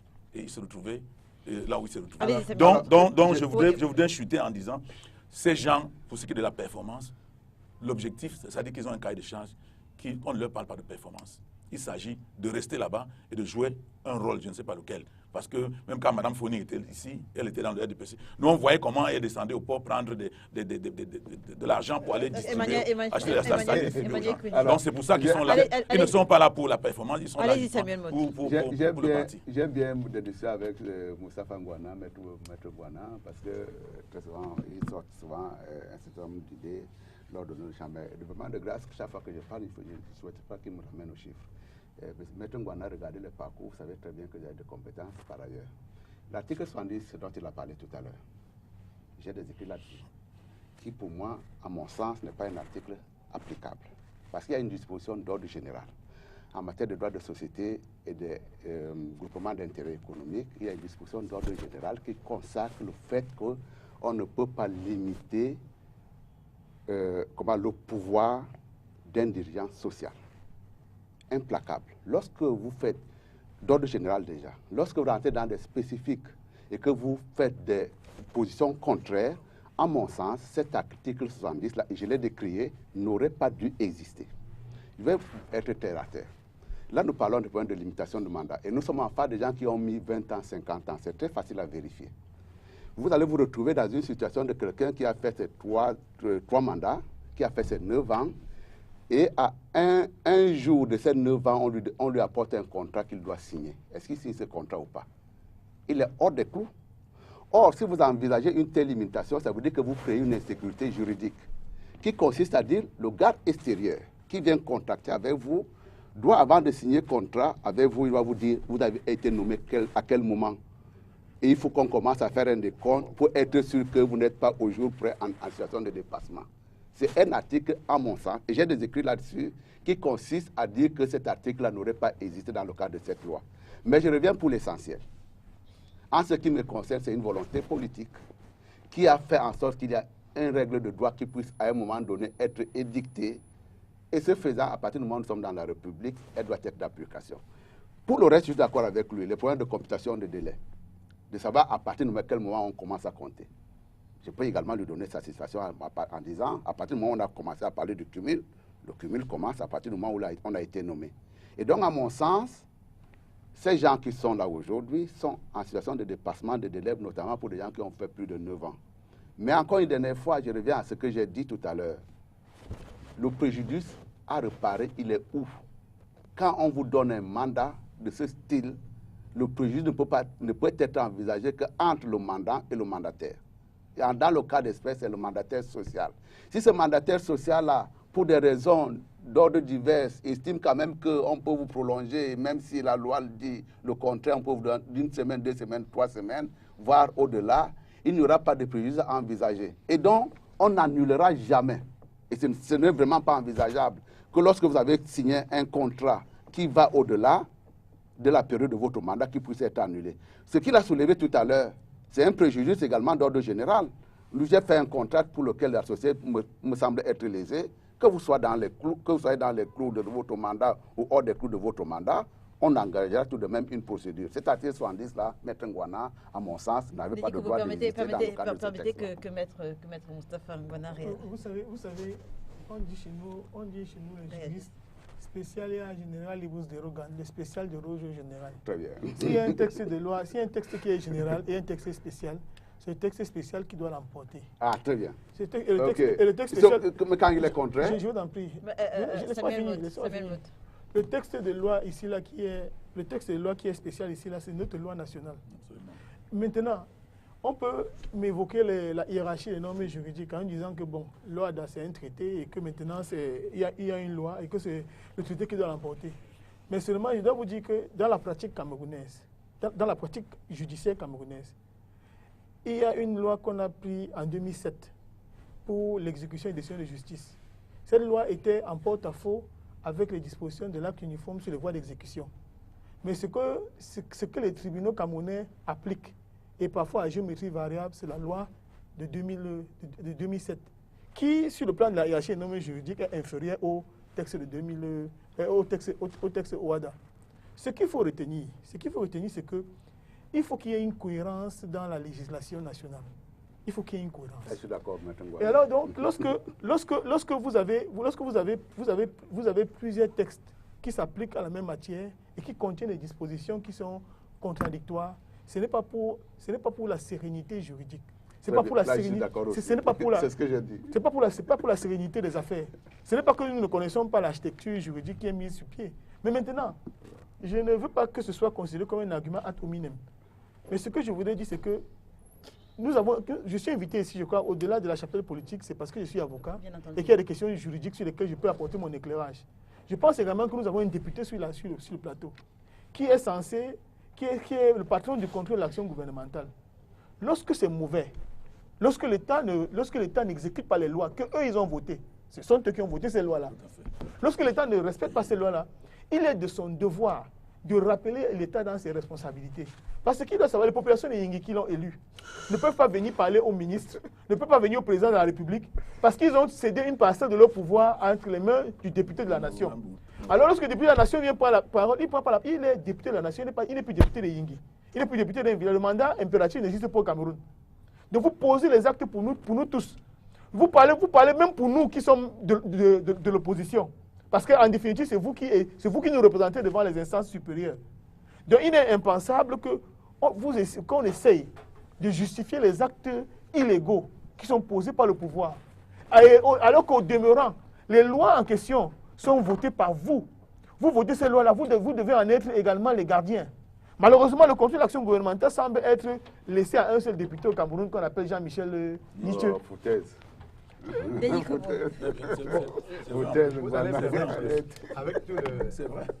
tout le respect que je dois aux co-panélistes, je voudrais relever la vacuité du débat qui est posé ici. Je relève sa vacuité parce que, au terme de notre échange, il n'y a aucun bénéfice apporté pour le contribuable camerounais. Tout à l'heure, j'ai parlé de la transparence qui serait le problème. Si c'est les questions du juridisme, il n'y a aucune conséquence de droit. Aucune. Si la conséquence de droit était là, c'est que tout le monde se fait. J'ai parlé de la haute cour. Ça, je suis d'accord avec. Je viens maintenant sur la haute cour. J'ai failli oublier. Sur la haute cour de justice, ça ressemble aussi au débat que nous avons eu ici. Pendant des semaines, on a des compatriotes qui sont venus ici exiger qu'on mette sur pied le Sénat. À l'époque, j'ai déjà été convaincu que dès qu'on met sur pied le Sénat, les questions de succession au Cameroun seraient suivies. À l'époque, nous disions que tous ceux qui demandent le Sénat, c'est parce qu'ils se disent que comme ils n'ont pas été à l'Assemblée, ils peuvent aller au Sénat. C'est pour ça qu'il y a eu ce débat. Ce n'était pas pour le bien de la population. Quand on est sorti de là, les mêmes personnes sont venues ici exiger qu'on mette sur pied la Cour constitutionnelle. Il faut à tout prix. Si on met sur pied la Cour constitutionnelle, il n'y a rien. Dès qu'on a nommé les membres, on a dit qu'on a nommé les militants des deux personnes. Et c'était prévisible. De toute façon, on n'aurait pas nommé quelqu'un d'autre. Si on met sur pied la haute cour de justice, nous, on aura au moins où se plaindre. Ok, bon, ok. Donc, maintenant, vous parlez comme les juristes, il y a un citoyen camerounais qui a saisi une juridiction compétente. Alors qu'il n'avait pas le droit. Non, il Il est compétent. Est-ce que c'est parce qu'il n'a pas qualité j'ai dit la juridiction est compétente. Qui doit saisir? Elle est compétente. La Cour constitutionnelle. Est-ce que C'est un acte. C'est un acte. Oui, ok. C'est pas sa mission. Ok. Bon, en plus. Au-delà de tout. Voilà. Oui, Donc, bien sûr. je vous ai dit tout à l'heure que l'acte était un acte d'activisme politique. Voilà. La preuve, c'est qu'on nous a mis quelque chose en débat. Nous tous, on nous a contraints, avec tous les problèmes qu'il y a au Cameroun, à débat. On va passer aux questions si vous avez un fou a pu amener tous les Camerounais à parler d'un sujet. On vous demande de parler de ça. On nous a fait parler du Covid. Mais maître On a parlé du Covid. Donc, ici, aujourd'hui, là, au terme de ce débat, donc, maître au terme Moustapha de- Ngwana a quand même souligné la nécessité dans l'harmonisation des tests au Cameroun, parce qu'on a des tests qui Vous se pensez proposent que pour harmoniser les tests au Cameroun, on doit venir ici sur le bateau de ST? Je veux dire, Il y a des gens qui sont chargés. le il y a des débat, gens- vous ne pouvez pas dire que Mais- le débat était vain. Non, moi, j'ai demandé il n'était pas vrai. Il dit que, j'ai Léla, demandé que cette Léla, affaire-là le débat soit est vain en ce supprimée. que, Pourquoi tu ne en parles pas dehors de nos égos, ça veut dire que ça nous a permis, nous. Mais il faut Le débat demander est bien à parce que ça l'Assemblée. nous a Il faut demander à permis, nous. Mais je vais demander. Vous n'avez rien à dire à l'Assemblée. Non, non, je vais Mais demander que la que- Cour soit vous mise. n'avez Mais pas non, dit je dis que le débat était intéressant parce qu'il est là. Mais c'est pas Il la nous a première fois permis, qu'il nous, le dit. Il de est parler. toujours dit. Il faut le dire là-bas. Et comme nous, les Camerounais, on aime s'entendre parler, sortir, on sera content parce qu'on a enfin parlé de cette affaire. Sauf que les DG qui sont là, ils vont encore rester là-bas. Ils ont tous été là-bas. Au pire des cas, on va changer la loi là pour les maintenir. Vous voulez qu'on fasse quoi? Qu'on prenne les armes? Je dis pas nous, je dis. Oui, oui. Denis, Je dis que- et- moi je pense qu'il faut éviter d'être. C'est juste. Il faut éviter d'être aussi péremptoire lorsqu'on a pris autant de temps pour discuter d'un sujet. Parce que de mon point de vue, nous avons malheureusement pas affaire. Tous les citoyens n'ont pas tous votre niveau pour pouvoir comprendre le texte et en faire l'analyse. Lorsque nous prenons la parole comme nous le faisons là, nous faisons une espèce de compte rendu. Nous expliquons à nos populations là où les choses sont mal faites. Et pourquoi est-ce qu'on devrait les améliorer dans leur La question, maître. dans l'intérêt. Et maintenant, nous ne gouvernons pas. Voilà. Nous ne gouvernons pas, ça c'est un fait qui est On doit laisser celui qui gouverne alors, gouverner. alors, Et on doit en plus le laisser gouverner. alors, donc ça dit que si on doit être dans votre logique, ça veut dire que On n'a rien dit. on ne doit même plus tenir le moindre débat sur quelques sujets Non, que ce je vais soit. encore là. Puisque il faudrait, parce que je vous Le le débat, dis c'est à quoi, ici, maître? je vous le dis ici Le débat, c'est à quoi? je vous le dis ici aujourd'hui qu'il y a un Juste un travail, débat, c'est il y a un quoi? travail d'éveil de conscience que nous devons avoir. Oui. Pour que les populations puissent s'impliquer. Vous me restez sur Pour que l'essentiel. les populations puissent s'impliquer. Mais pour qu'elles puissent s'impliquer également, les dysfonctionnements doivent leur être révélés. Donc nous devons révéler les dysfonctionnements à nos populations. Je suis en train de pour dire qu'elles aux puissent populations, être- mais je vous ai compris, je suis en train de dire aux populations que le parler d'acuité, ils sont à leur bénéfice. Donc c'est pour eux que je parlais. Parce que tout le débat ne nous profite qu'à nous, ça leur profite en rien à eux. Ça leur profite pas. Et maître sait que ça leur profite Parce pas que à de eux. manière Je viens. générale, Donc, au-delà des aspects politiques, il n'y a aucune conséquence. aucune conséquence. Donc si ça Aucune. n'emporte aucune conséquence, le gars qui est assis au quartier veut que Que son entreprise marche bien. les entreprises publiques Et si on soient veut- bien. Je viens. si on veut qu'il y ait une conséquence, qu'est-ce qu'on fait? Non, j'ai dit que. On va prendre les armes. Non, j'ai dit que. On fait celui quoi? qui- Non, j'ai dit on que parle le de la loi. citoyen- Ah, on parle de la le loi. citoyen que je suis. On veut qu'il y ait des Le conséquences. citoyen que je suis attend que celui à qui les Camerounais ont confié les reins du pays en 2018 gère bien le pays, qu'il fasse bien gérer les entreprises publiques et parapubliques Voilà. pour que les facilités de base soient apportées aux citoyens. Si je veux interpeller le citoyen et le monsieur qui a été élu en 2018, je l'interpelle par rapport aux facilités de base qu'il me faut.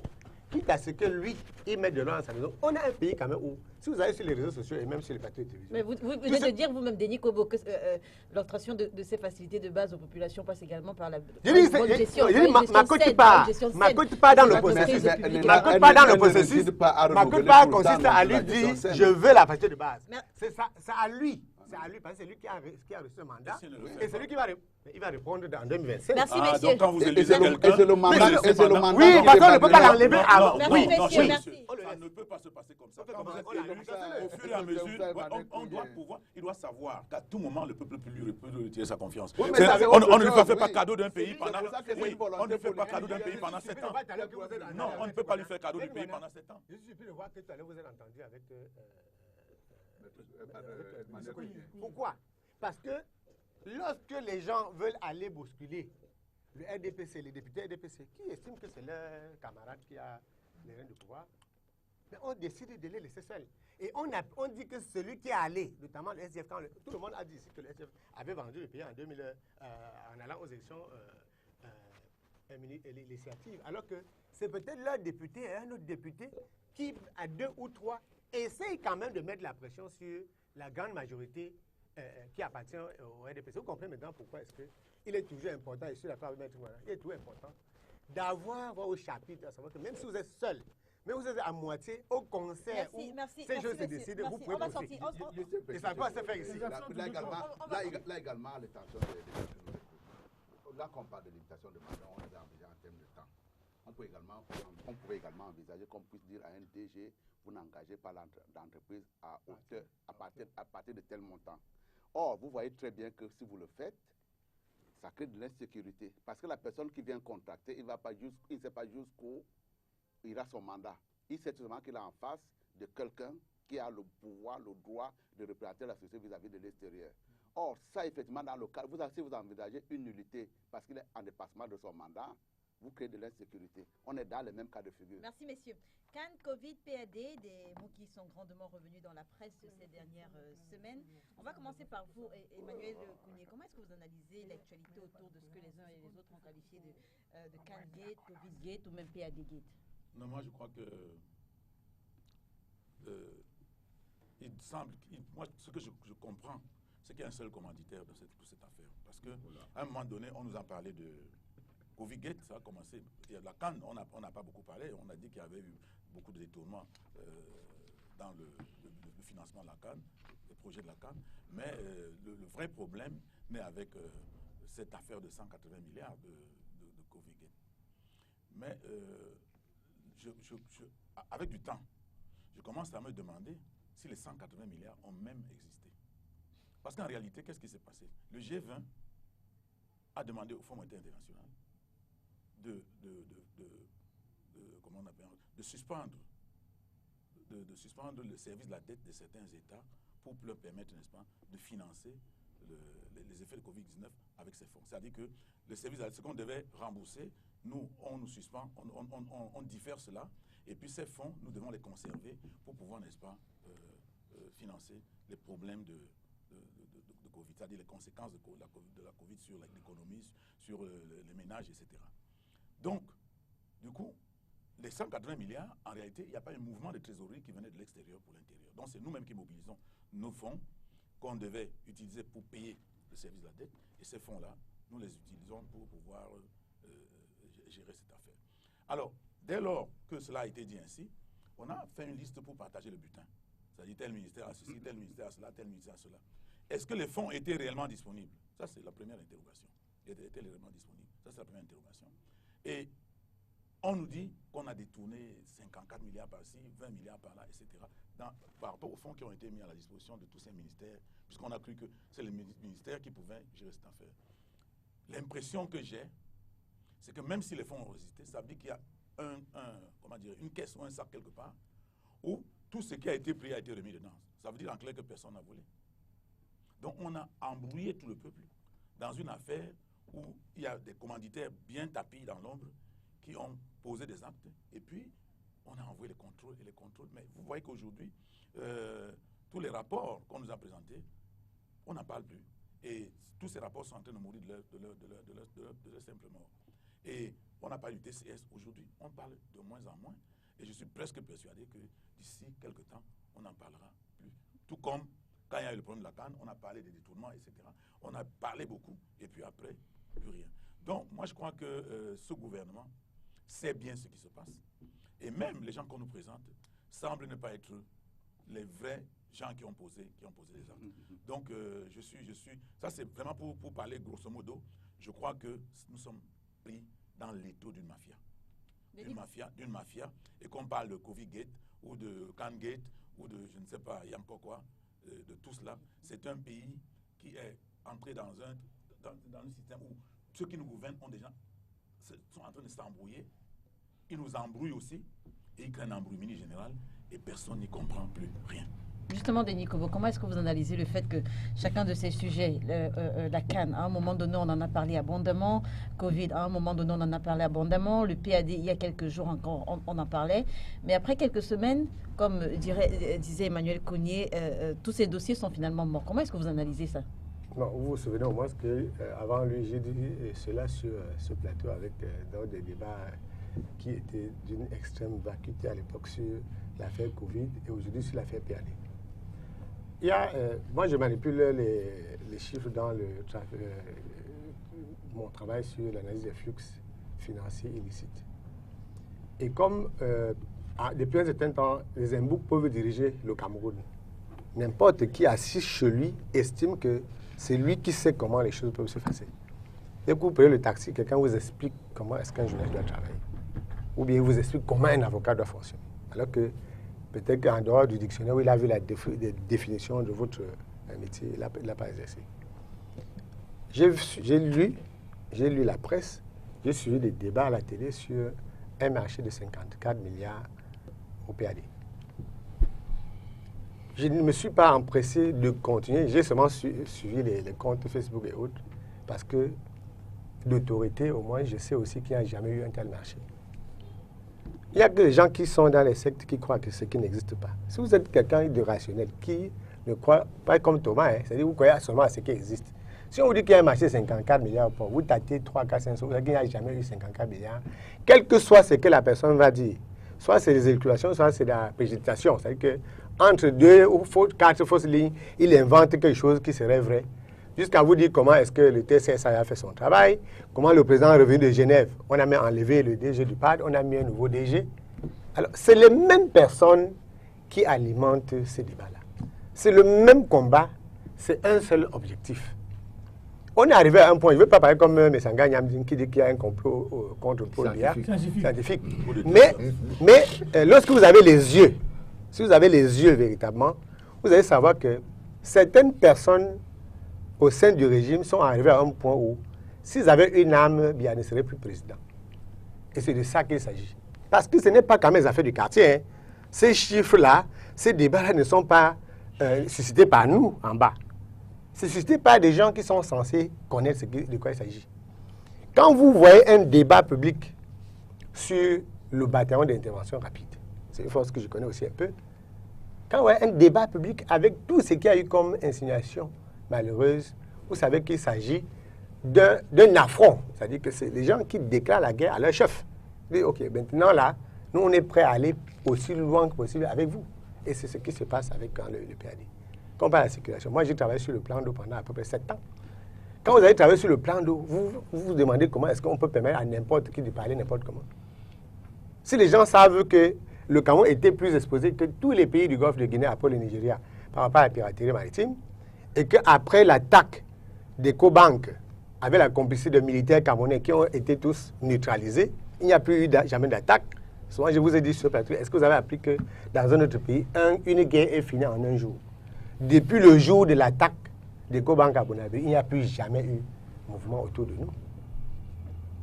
Et depuis à peu près ce moment-là, il y a un travail de sécurisation de toute cette route maritime-là. C'est pas seulement le port. Il y a le port, oui, mais il y a toute la route maritime du Golfe de Guinée qui devait être sécurisée depuis le 4 avril 2009 avec la projection du BIR Delta et, n'est-ce pas, le positionnement du Rio del Rey. C'est ça, c'est cette bataille-là qui continue jusqu'à aujourd'hui. Et on vous dit que le BIR, on a viré l'agent en Israël, tel a fait ci ou ça. Et ce n'est pas bon. Moi, je suis un citoyen gabonais qui estime que, et j'ai fait un tweet récemment, je ne sais pas si vous l'avez lu, je vous ai dit que le Cameroun n'est pas un pays de merde. Un certain nombre de citoyens camerounais sont dans la merde. Mais le pays lui-même n'a jamais été un pays de merde. Donc tout ce qui est dit là, tous les débats qui sont alimentés, je vous avais embarrassé ici sur le rapport, le fameux rapport qui devait être présenté à l'Assemblée nationale. Parfois j'ai envie, ouais, que si on n'est pas mesuré, on peut se dire, ben, attends, on se lève, on passe au coup de poing, mais on est en démocratie. On ne peut pas, même si le secrétaire général de l'Assemblée a programmé quelque chose, quoi? On ne programme pas. Il faut être d'une secte pour croire à ce qui n'existe pas, parce que vous n'avez pas commandé un rapport de la Chambre des comptes. Vous n'avez pas vu un rapport, mais vous avez la synthèse d'un rapport. Est-ce que vous croyez que quelqu'un peut avoir la synthèse d'un document qui lui-même n'existe pas? Mais on nous a balancé la synthèse, et le rapport est où? Maintenant, si on nous ramassait tous, y compris nous tous qui avons parlé de cette affaire depuis, on nous amène à la gendarmerie, on dit, bon, le rapport là, c'était combien de pages, c'était quelle couleur, c'est où maintenant? Personne n'en sait rien. Si on nous demande à nous tous qui avons parlé d'un détournement de 54 milliards et de Paul Biya qui devait frapper le lendemain, Paul Biya ne peut pas frapper parce qu'il est le principal donneur d'ordre, ou peut pas être celui qui donne les ordres au Cameroun. Un monsieur qui n'a pas mangé, reste chez lui au quartier, il écrit que celui qui donne les ordres doit frapper. Il frappe qui? Puisque c'est lui qui donne les ordres, celui qui sait comment ces marchés se sont passés. Et il sait qu'on n'a jamais débloquer 54 milliards. Il sait que ce machin n'a jamais existé. Donc, à un moment donné, on hallucine chez nous parce que à force d'attendre son tour. On a vu les commandes. Vous n'avez pas vu les commandes. Il n'y a jamais eu de commande de 54 milliards. Merci, Denis Kobo. Alors, donc, si un menteur ne dit jamais la vérité, un menteur ne peut pas dire la vérité. Si tu mens, c'est que tu ne dis pas la vérité. Maître Moustapha Ngwana, Denis Kobo parlait tout à l'heure des personnes qui alimentent ces débats, mais il faut aussi dire qu'à chaque fois, les mêmes noms sont énoncés. Je veux dire, de proches collaborateurs du chef de l'État. C'est normal. Oui, naturellement, comme vous le dites. Les mêmes noms sont rappelés à répétition, à profusion. On revient sur les mêmes personnes qui ont commis, qui sont soupçonnées d'être au cœur de ce qu'on appelle de ces scandales à répétition. Je me demande bien s'il y a une réelle volonté de la part du chef de l'État de lutter contre la corruption ou de s'attaquer à ceux qui posent les actes de détournement des deniers publics. Je crois qu'il ne vous a pas échappé. La manière malicieuse avec laquelle Denis a évoqué la question. On se pose clairement la question de savoir si ce n'est pas lui le principal, le problème en définitive. Parce que vous ne pouvez pas être cumulativement secrétaire général à la présidence et directeur du cabinet civil depuis 1968, avoir une telle maîtrise de l'appareil d'État et être obligé tous les jours de travailler avec des personnes qui vous dressent des choses trappes sur la route. Il faut se poser la question sur sa réelle volonté de lutter contre la corruption ou bien d'avoir une véritable transparence dans la gestion des affaires publiques. Et moi, je suis de ceux qui pensent qu'il n'y a pas de réelle volonté étatique de lutter contre la corruption. Il y a un dispositif qui, de mon point de vue, est le plus important et qu'on refuse de mettre sur pied. On a certes pris des textes après, comme la CONAC, la loi en 2006 et autres, mais seulement, il faudrait que l'article 66 de notre Constitution soit mis sur pied. Il faut également que l'enrichissement illicite fasse l'objet d'une infraction avec renversement de la charge de la preuve. Il y a des éléments qu'on peut mettre en perspective pour lutter contre la corruption. Parce que lorsque vous voyez le train de vie de certains de nos fonctionnaires, ça n'a rien à voir avec les avantages auxquels ils peuvent avoir droit relativement aux fonctions qu'ils exercent. Donc, la clé de voûte du système, de mon point de vue, c'est un seul homme. S'il veut que ça change, ça va changer. S'il ne veut pas que ça change, ça ne changera pas. Donc, il ne faut pas être surpris. Et je pense également qu'il y a une véritable bataille qui se joue aujourd'hui. Parce que Denis l'a également dit, et je partage son point de vue sur la question. Il y a aujourd'hui, tout ce que les gens font, c'est la préparation de l'après-Biya. Il ne faut pas qu'on se voit la face. Il y a des camps qui sont déjà formés, qui sont constitués. Et chacun d'entre nous sur ce plateau connaît quand même les principaux protagonistes. Et les principaux protagonistes, maintenant, essaient d'affaiblir les éléments des autres camps. Si on sait par exemple que le directeur général du port autonome de Douala est très proche du secrétaire général président de la République, si on veut attaquer le secrétaire général, on sait qu'il est très haut et qu'on peut l'attaquer facilement. Ce qu'on fait, c'est qu'on l'affaiblit à travers ses hommes. Et si également je sais que Lazare Atou est proche d'un autre camp, ce que je fais, c'est que je mélange et affaiblis ça à Lazare Atou. Il faut avoir cette lecture-là. Donc en réalité, ce qui se prépare aujourd'hui, et c'est un combat qui en réalité aurait pu se passer de manière un peu plus saine s'il y avait une véritable transparence dans le jeu. Mais malheureusement, il y a comme une volonté de mal faire, une volonté de mal organiser pour que demain nous nous retrouvions à regretter mais les personnes qu'on n'aurait jamais dû regretter. Donc les collaborateurs du chef de l'État sont responsables, mais je pense qu'il est responsable au premier chef. Parce que vous ne pouvez pas, en plus de 50 ans, faire confiance à des gens du matin au soir, du soir au matin, et vous levez un jour et vouloir reverser toute la responsabilité de vos décisions sur ces personnes-là. Il ne faut pas oublier que le seul qui a reçu du peuple camerounais un mandat, même si le mandat est contesté, même si le mandat est sujet à caution, comme une bonne partie de l'opposition le scande au quotidien, on ne doit pas perdre de vue, mais absolument pas perdre de vue que c'est lui qui doit répondre. Nous n'avons aucun lien avec les ministres. Celui avec qui nous avons un lien, c'est le président de la République. Et malheureusement, le président de la République, avec le mandat que nous lui avons confié, choisit les mauvaises personnes. Donc, en définitive, le problème, ce ne sont pas les personnes qu'il choisit, mais c'est lui-même qui ne peut pas nous faire croire qu'il n'y a pas de Camerounais aptes à pouvoir penser l'intérêt général, penser l'intérêt collectif, penser au Cameroun pour l'inscrire dans la postérité et permettre aux Camerounais d'avoir les conditions minimales. Et je vais vous dire une chose. Le pouvoir présidentiel a tellement été galvaudé que tout le monde au Cameroun croit qu'il peut être président. Parce qu'on voit une élection présidentielle, on vous dit que Jean Dieuga est candidat à une élection présidentielle. Et c'est parce que Jean Dieuga se lève peut-être le matin, il veut avoir de l'eau potable, il n'a pas. Il veut avoir la lumière, il n'a pas. Il veut avoir une route, il n'a pas. Il se dit que mais, si je suis président, il fait tout ça. Coluche là aussi été. Ah oui, Coluche c'était sûr que Coluche était la comédie. Mais Jean Dieuga, moi j'ai vu Jean Dieuga, je l'ai trouvé très sérieux. Coluche, quand Coluche était candidat. Je l'ai trouvé plus intéressant que beaucoup de candidats qui. Et pourquoi il n'était pas le dernier? Et pourquoi il n'était pas dernier à l'élection?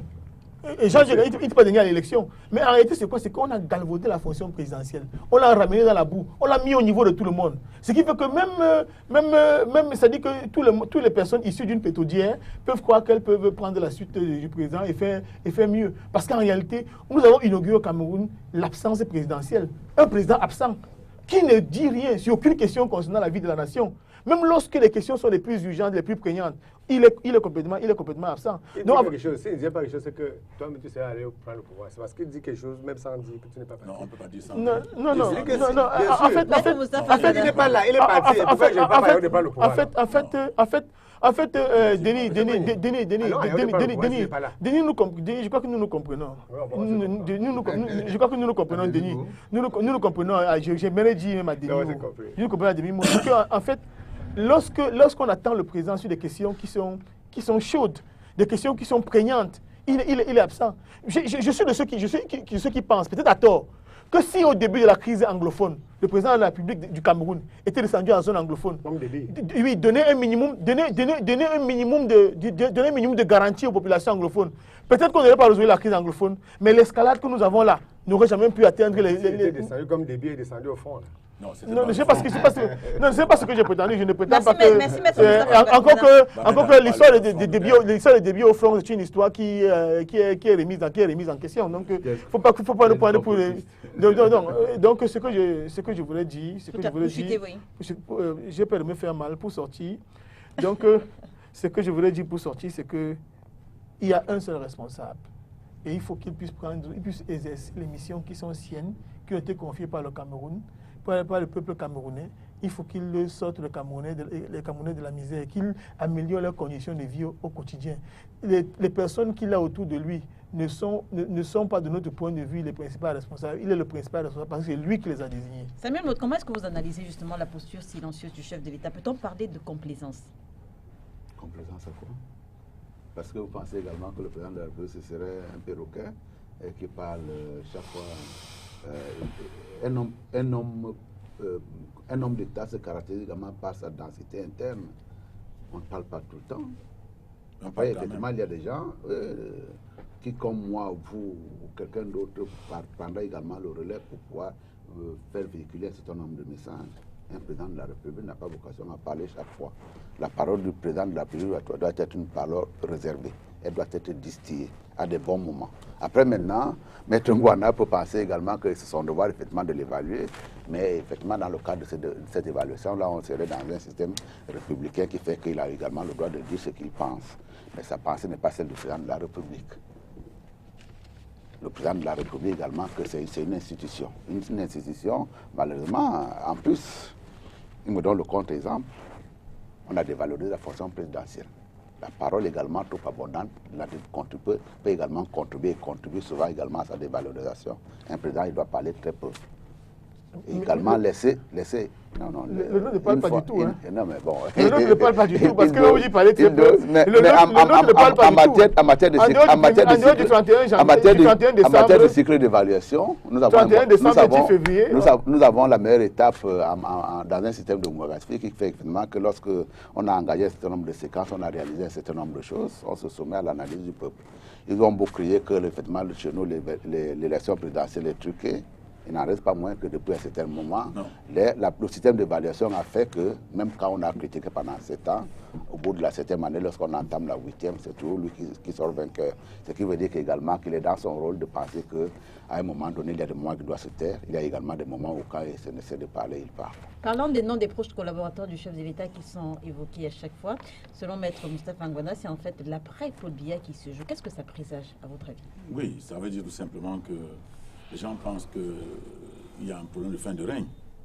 Il y a un problème de fin de règne. Nous, tout le monde, il y a comment je peux dire ça, les signes de fin de règne. qui amène les proches collaborateurs du chef de l'État à se dire que ils peuvent, chacun pense qu'il peut.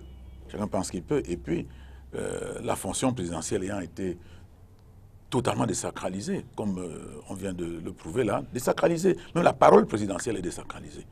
Hein, quand, le président dit la CAN aura lieu le jour dit, et qu'après ça devient ce que ça devient là. La parole présidentielle, quand on va au commissariat agro-pastoral de Bolova, et toutes les promesses que le chef de l'État a données à Ebolova, à la date d'aujourd'hui, même les tracteurs sont dans les herbes et tout ça. Mais voilà, la parole du chef de l'État aujourd'hui est complètement désacralisée. Donc on ne doit pas dire ça autrement. Donc moi je crois que les collaborateurs du chef de l'État... Non, mais il a promis tout ce qu'il a promis au comité agro-pastoral de Bolova. Il a promis même la réforme foncière, il a promis beaucoup de choses. Hein. Mais on n'a rien vu jusqu'à maintenant. Donc, tout ce qu'il a promis, c'était peut-être un discours de campagne pour pouvoir se faire élire, entre guillemets. Et je crois que aujourd'hui, tous ceux qui sont autour du chef de l'État pensent que la fonction présidentielle est telle que chacun d'eux peut postuler et peut être le remplaçant, même pas le remplaçant par élection, peut être le remplaçant par des tours de passe-passe. En 30 secondes sur l'après Paul Biya qui se dessinerait. Malheureusement, on va sortir de ce sujet sur cette question-là. Malheureusement, en regardant le niveau de sous-information des Camerounais, on a peur. Sous-information de prétendus dirigeants politiques du pouvoir en place et de l'opposition. C'est qu'il y en a qui ont dit qu'il était mort. Vous avez vu des dirigeants très hauts qui ne sont pas bien morts, qui croient comme des petits enfants qui partent dans une secte. Ils vous disent, je vous ai rapporté la dernière fois que ma soeur m'a appelé pour me dire que le monsieur que je viens de voir quand bien aller à Genève, il m'a dit que ce n'est pas lui.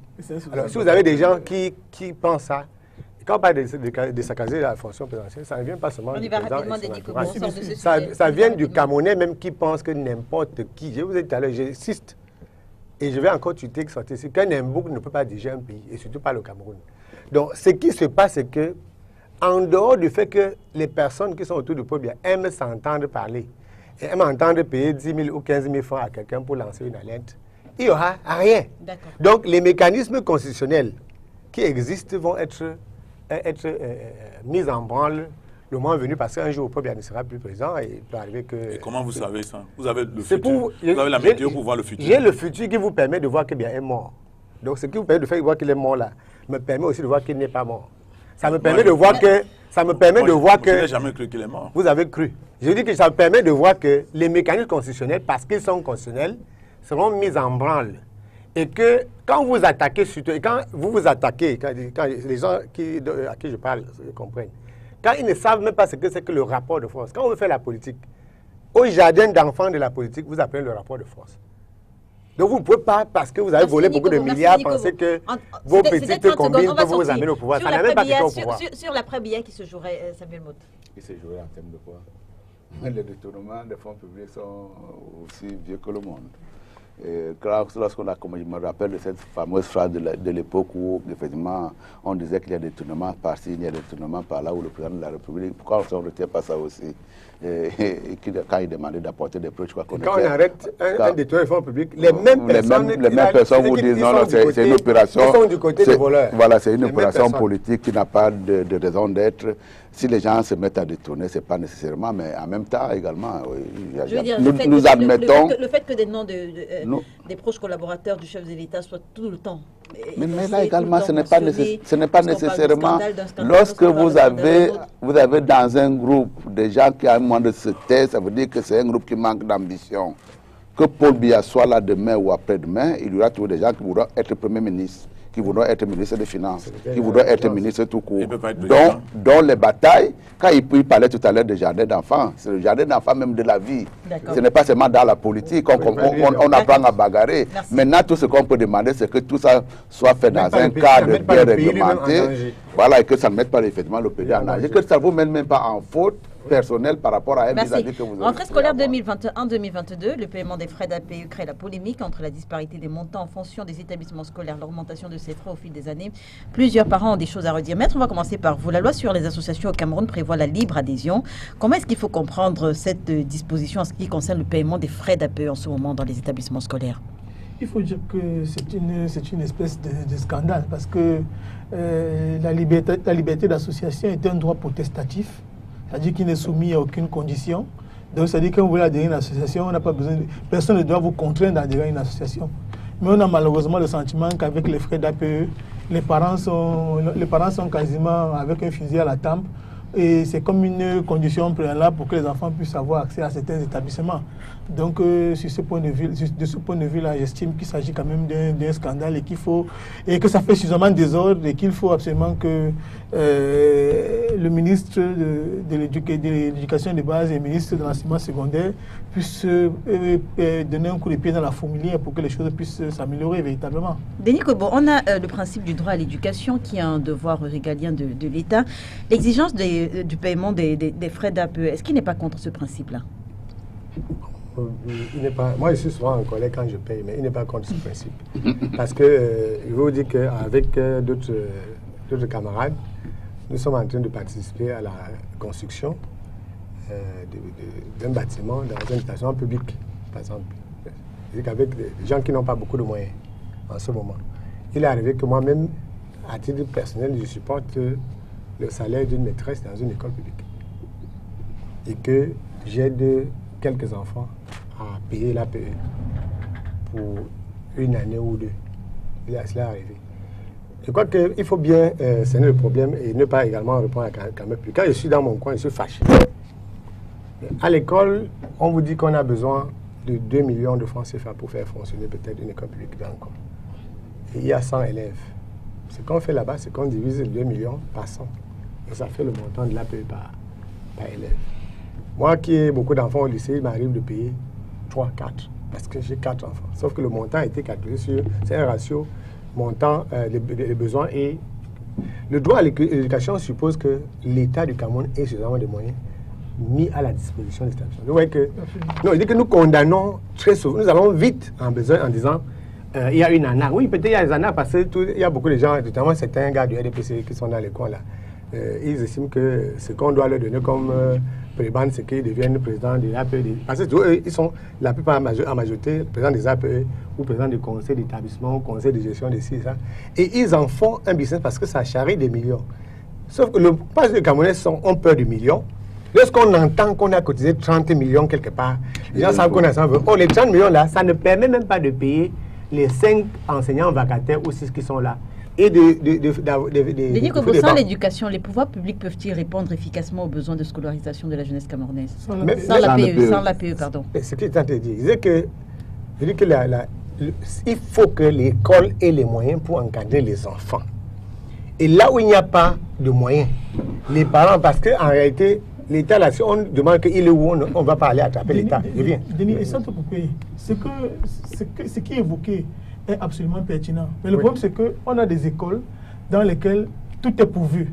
C'est-à-dire il y a des écoles où tout est pourvu. Il y a des enseignants, il y a même des enseignants en surplus.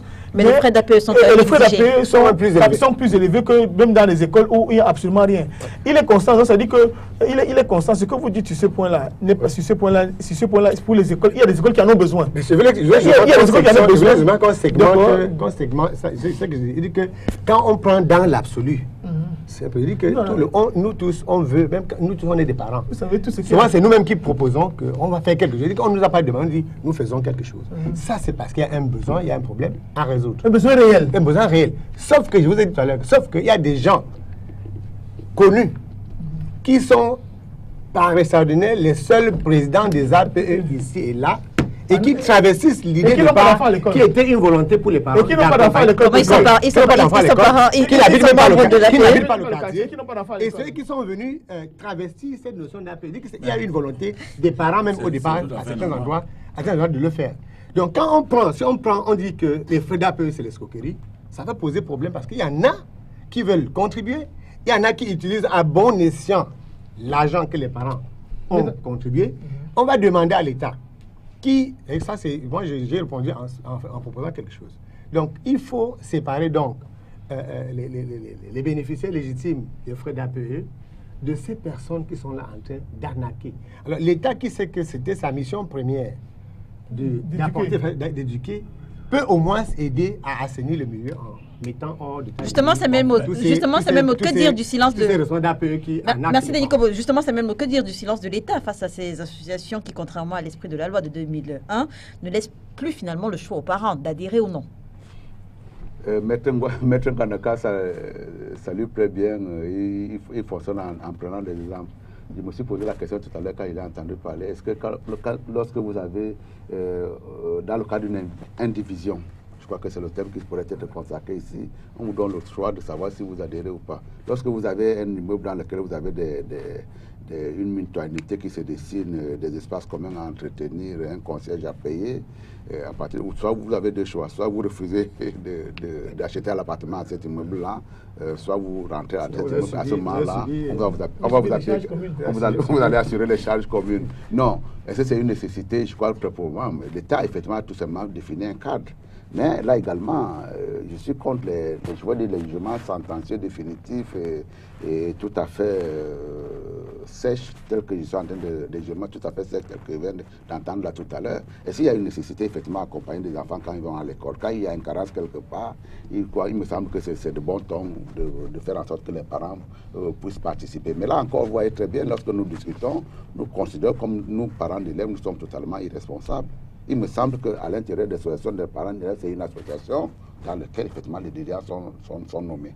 Et quand effectivement ils sont nommés, quand ils ne font pas très bien les jobs, peut-être parce qu'ils ont gonflé les enveloppes pour pouvoir prendre le maximum pour eux, il faudrait qu'il y ait une sanction. Il doit y avoir également des commissaires aux comptes qui sont nommés, non pas par le ministère, mais également dans le cadre de l'association. Le premier est de savoir effectivement, est-ce qu'on peut faire, quand vous avez appelé tout à l'heure, un devoir régalien, je pense qu'il est plutôt tutélaire. Est-ce que dans le cadre de ce pouvoir tutélaire-là, l'État a les moyens pour pouvoir faire tout et l'ensemble supporter l'ensemble des charges qui se dessinent dans le cadre du système éducatif? Il me semble que non. C'est pour cette raison-là, effectivement, c'est un palliatif qui a été créé. Et le palliatif, d'ailleurs, ne remonte pas des années 60. Il a été créé notamment dans les années 80, quand on voyait effectivement que l'État était à la traîne. Est-ce qu'aujourd'hui, est-ce qu'on peut revoir le système lui-même? Mais là, c'est de la responsabilité des parents d'élèves.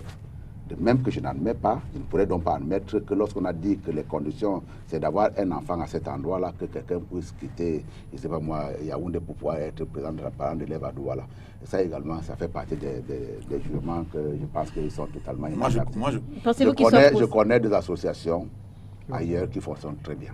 Emmanuel Kouni, pensez-vous qu'il soit possible aujourd'hui de se passer du paiement des APE dans les établissements scolaires? Je crois qu'il y a une défaillance de l'État. Il y a une défaillance réelle de l'État. Parce que les APE devaient servir, n'est-ce pas, à des choses résiduelles. Dès lors que les parents doivent même recruter des maîtres et les payer, ça complique la vie. Il y a des professeurs vacataires dans les lycées. Alors ça devient compliqué. Ça devient compliqué, ça veut dire que l'État ne joue pas pleinement son rôle. L'État doit avoir la carte scolaire et puis, quand on dit que l'État n'a pas de moyens, l'État n'a pas de moyens, et puis comment pensez-vous qu'on vient nous dire que l'État n'a pas de moyens quand il y a un conseil économique et social qui chaque année a 1,5 milliard et il n'y a personne là-bas. Il n'y a personne là-bas, il y a 2 personnes qui sont là-bas au lieu de 150 personnes, et puis une seule personne ou 2 personnes prennent 1,5 milliard. On nous dit qu'il n'y a pas. Comment on peut le dire? Comment on peut nous dire qu'il n'y a pas d'argent quand depuis 2013, on parle de la caisse de dépôt et de consignation et ça n'existe pas? Et on sait que c'est des milliers de milliards qui sont en train de voler. Non, je crois que l'État ne joue pas son rôle. Et puis, il ne faut pas fatiguer les gens avec des affaires comme ça. Si l'APE, c'est 5 000 francs, parce qu'il y a des petits problèmes résiduels à régler, c'est tout à fait normal qu'on parle, comme l'honorable Maud vient de dire tout à l'heure, que quand vous êtes, n'est-ce pas, dans un immeuble, vous avez un appartement, il y a des charges communes qui sont, entre guillemets, indivisibles, où chacun doit pouvoir, peut-être que c'est pour gérer le parking, et puis il y a quelqu'un qui réglemente le parking pour que des personnes étrangères ne viennent pas encombrer le parking et tout. C'est compréhensible. On peut avoir des affaires comme ça à gérer. Mais aller payer des professeurs vacataires, et on dit que ce sont les parents qui doivent cotiser pour payer les professeurs vacataires dans des établissements publics, alors l'État, il y a lieu de s'interroger. Qu'est-ce que l'État fait? Qu'est-ce que l'État fait? Puisque nous voyons des fonds qui sont dispersés dans tous les sens, qui sont détournés, qui sont jetés par la fenêtre et qui sont pris à gauche et à droite. Et non, on ne peut pas être d'accord. Moi, je crois que l'éducation et la santé sont les 2 postes de dépenses sur lesquels l'État doit mettre le maximum de moyens pour pouvoir permettre aux enfants d'aller à l'école. Donc, ce n'est pas responsable pour l'État de faire en sorte que les parents puissent payer les professeurs, que les parents puissent acheter des bancs, que les parents puissent construire des salles de classe. Non, je crois que c'est un État, n'est-ce pas, qui a démissionné de ses fonctions. Denis Kobo, rapidement, et on sort de l'émission. Je ne vais pas vous décevoir en disant que J'ai l'impression qu'il y a une volonté d'alimenter un débat biaisé sur les APE. Parce que le problème essentiel qui se pose à moi, parent, aujourd'hui, ce n'est pas l'APE. C'est des manuels scolaires qui coûtent plus de 10 000 francs. C'est le nombre exorbitant et inacceptable de manuels au programme. Parce que nous qui sommes parents, et tout le monde ici est parent, on sait combien ça coûte. Quoique le débat sur les APE, c'est... il y a des points qui se posent par endroit, et comme on a dit, une APE, c'est une association, et les membres peuvent savoir comment se pouvoir. S'il y a même des tournements, ils peuvent saisir un juge.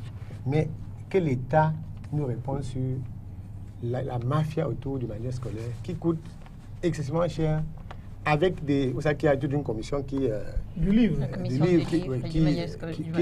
qui est commission en réalité, parce que c'est Matériel didactique. une institution qui gère aussi une bonne partie de la rente. C'est pour ça qu'ils sont en commission. Sinon, quand j'étais à l'école primaire, j'ai utilisé les mêmes livres que tous mes aînés. Même quand je suis parti jusqu'au collège, les mêmes livres étaient à l'école primaire. C'était les meilleurs livres. Aujourd'hui, c'est vraiment les parties de la grenouille qu'on voit dans ces manuels-là. Alors qu'avant, quand vous voyez, oui, c'est les parties de la grenouille qu'on enseigne. Ou l'histoire de la France, des choses bizarres qu'on enseigne aux enfants. Ce système-là, tout ce qui est dans le manuel, pour ceux qui aiment beaucoup leur pays, ils devaient combattre les contenus néocoloniaux qui sont dans tous ces ouvrages pour qu'on enseigne à nos enfants quelque chose qui corresponde aux réalités du Cameroun. Il y a un lycée chez le Noir-Mode, le lycée agricole de Yabas, qui est quand même l'une des plus grandes trouvailles, parce qu'il faut bien critiquer tout ce qui est mauvais au Cameroun, mais lorsqu'on a un lycée agricole... Mais si vous posez la question à Maître Moustapha Ngona, voilà. J'aurais voulu qu'on ait des lycées agricoles. Maître Moustapha Dans chaque département au Cameroun, dans chacun des départements du Cameroun, qu'on nous mette au moins un lycée agricole. Parce que, non, je dis que si on avait mis un lycée agricole dans tous les départements du Cameroun, je sais qu'il y a des parents, moi-même, je serais à même de contribuer pour que ces lycées agricoles-là fonctionnent. On peut avoir un pays qui est essentiellement agricole, avec 2 lycées agricoles dans tout un pays, alors que tout le monde doit aller apprendre les ressources humaines à l'école. Tout le monde doit aller apprendre l'histoire de la France et l'histoire de l'Europe. Merci d'avoir accepté notre invitation ce dimanche. Au Cameroun, ils ne sont pas enseignés à l'école. Merci d'avoir accepté notre invitation ce dimanche, Denis Kobo. Merci Emmanuel Kougé d'être venu. Merci à vous, Samuel Baude, d'avoir accepté notre invitation. Ça a été un plaisir. Merci également à vous, Maître Moustapha Ngona. Merci, vous êtes très hilar. Non, j'ai cru que vous vouliez charrier une nouvelle fois. Mesdames et messieurs, merci de nous avoir suivis. L'émission est rediffusée ce soir lorsqu'il sera 20h30, demain lundi lorsqu'il sera 13h30. On se retrouve dimanche prochain sur les antennes de Spectrum Télévision, si bien sûr Dieu le veut. Bon dimanche.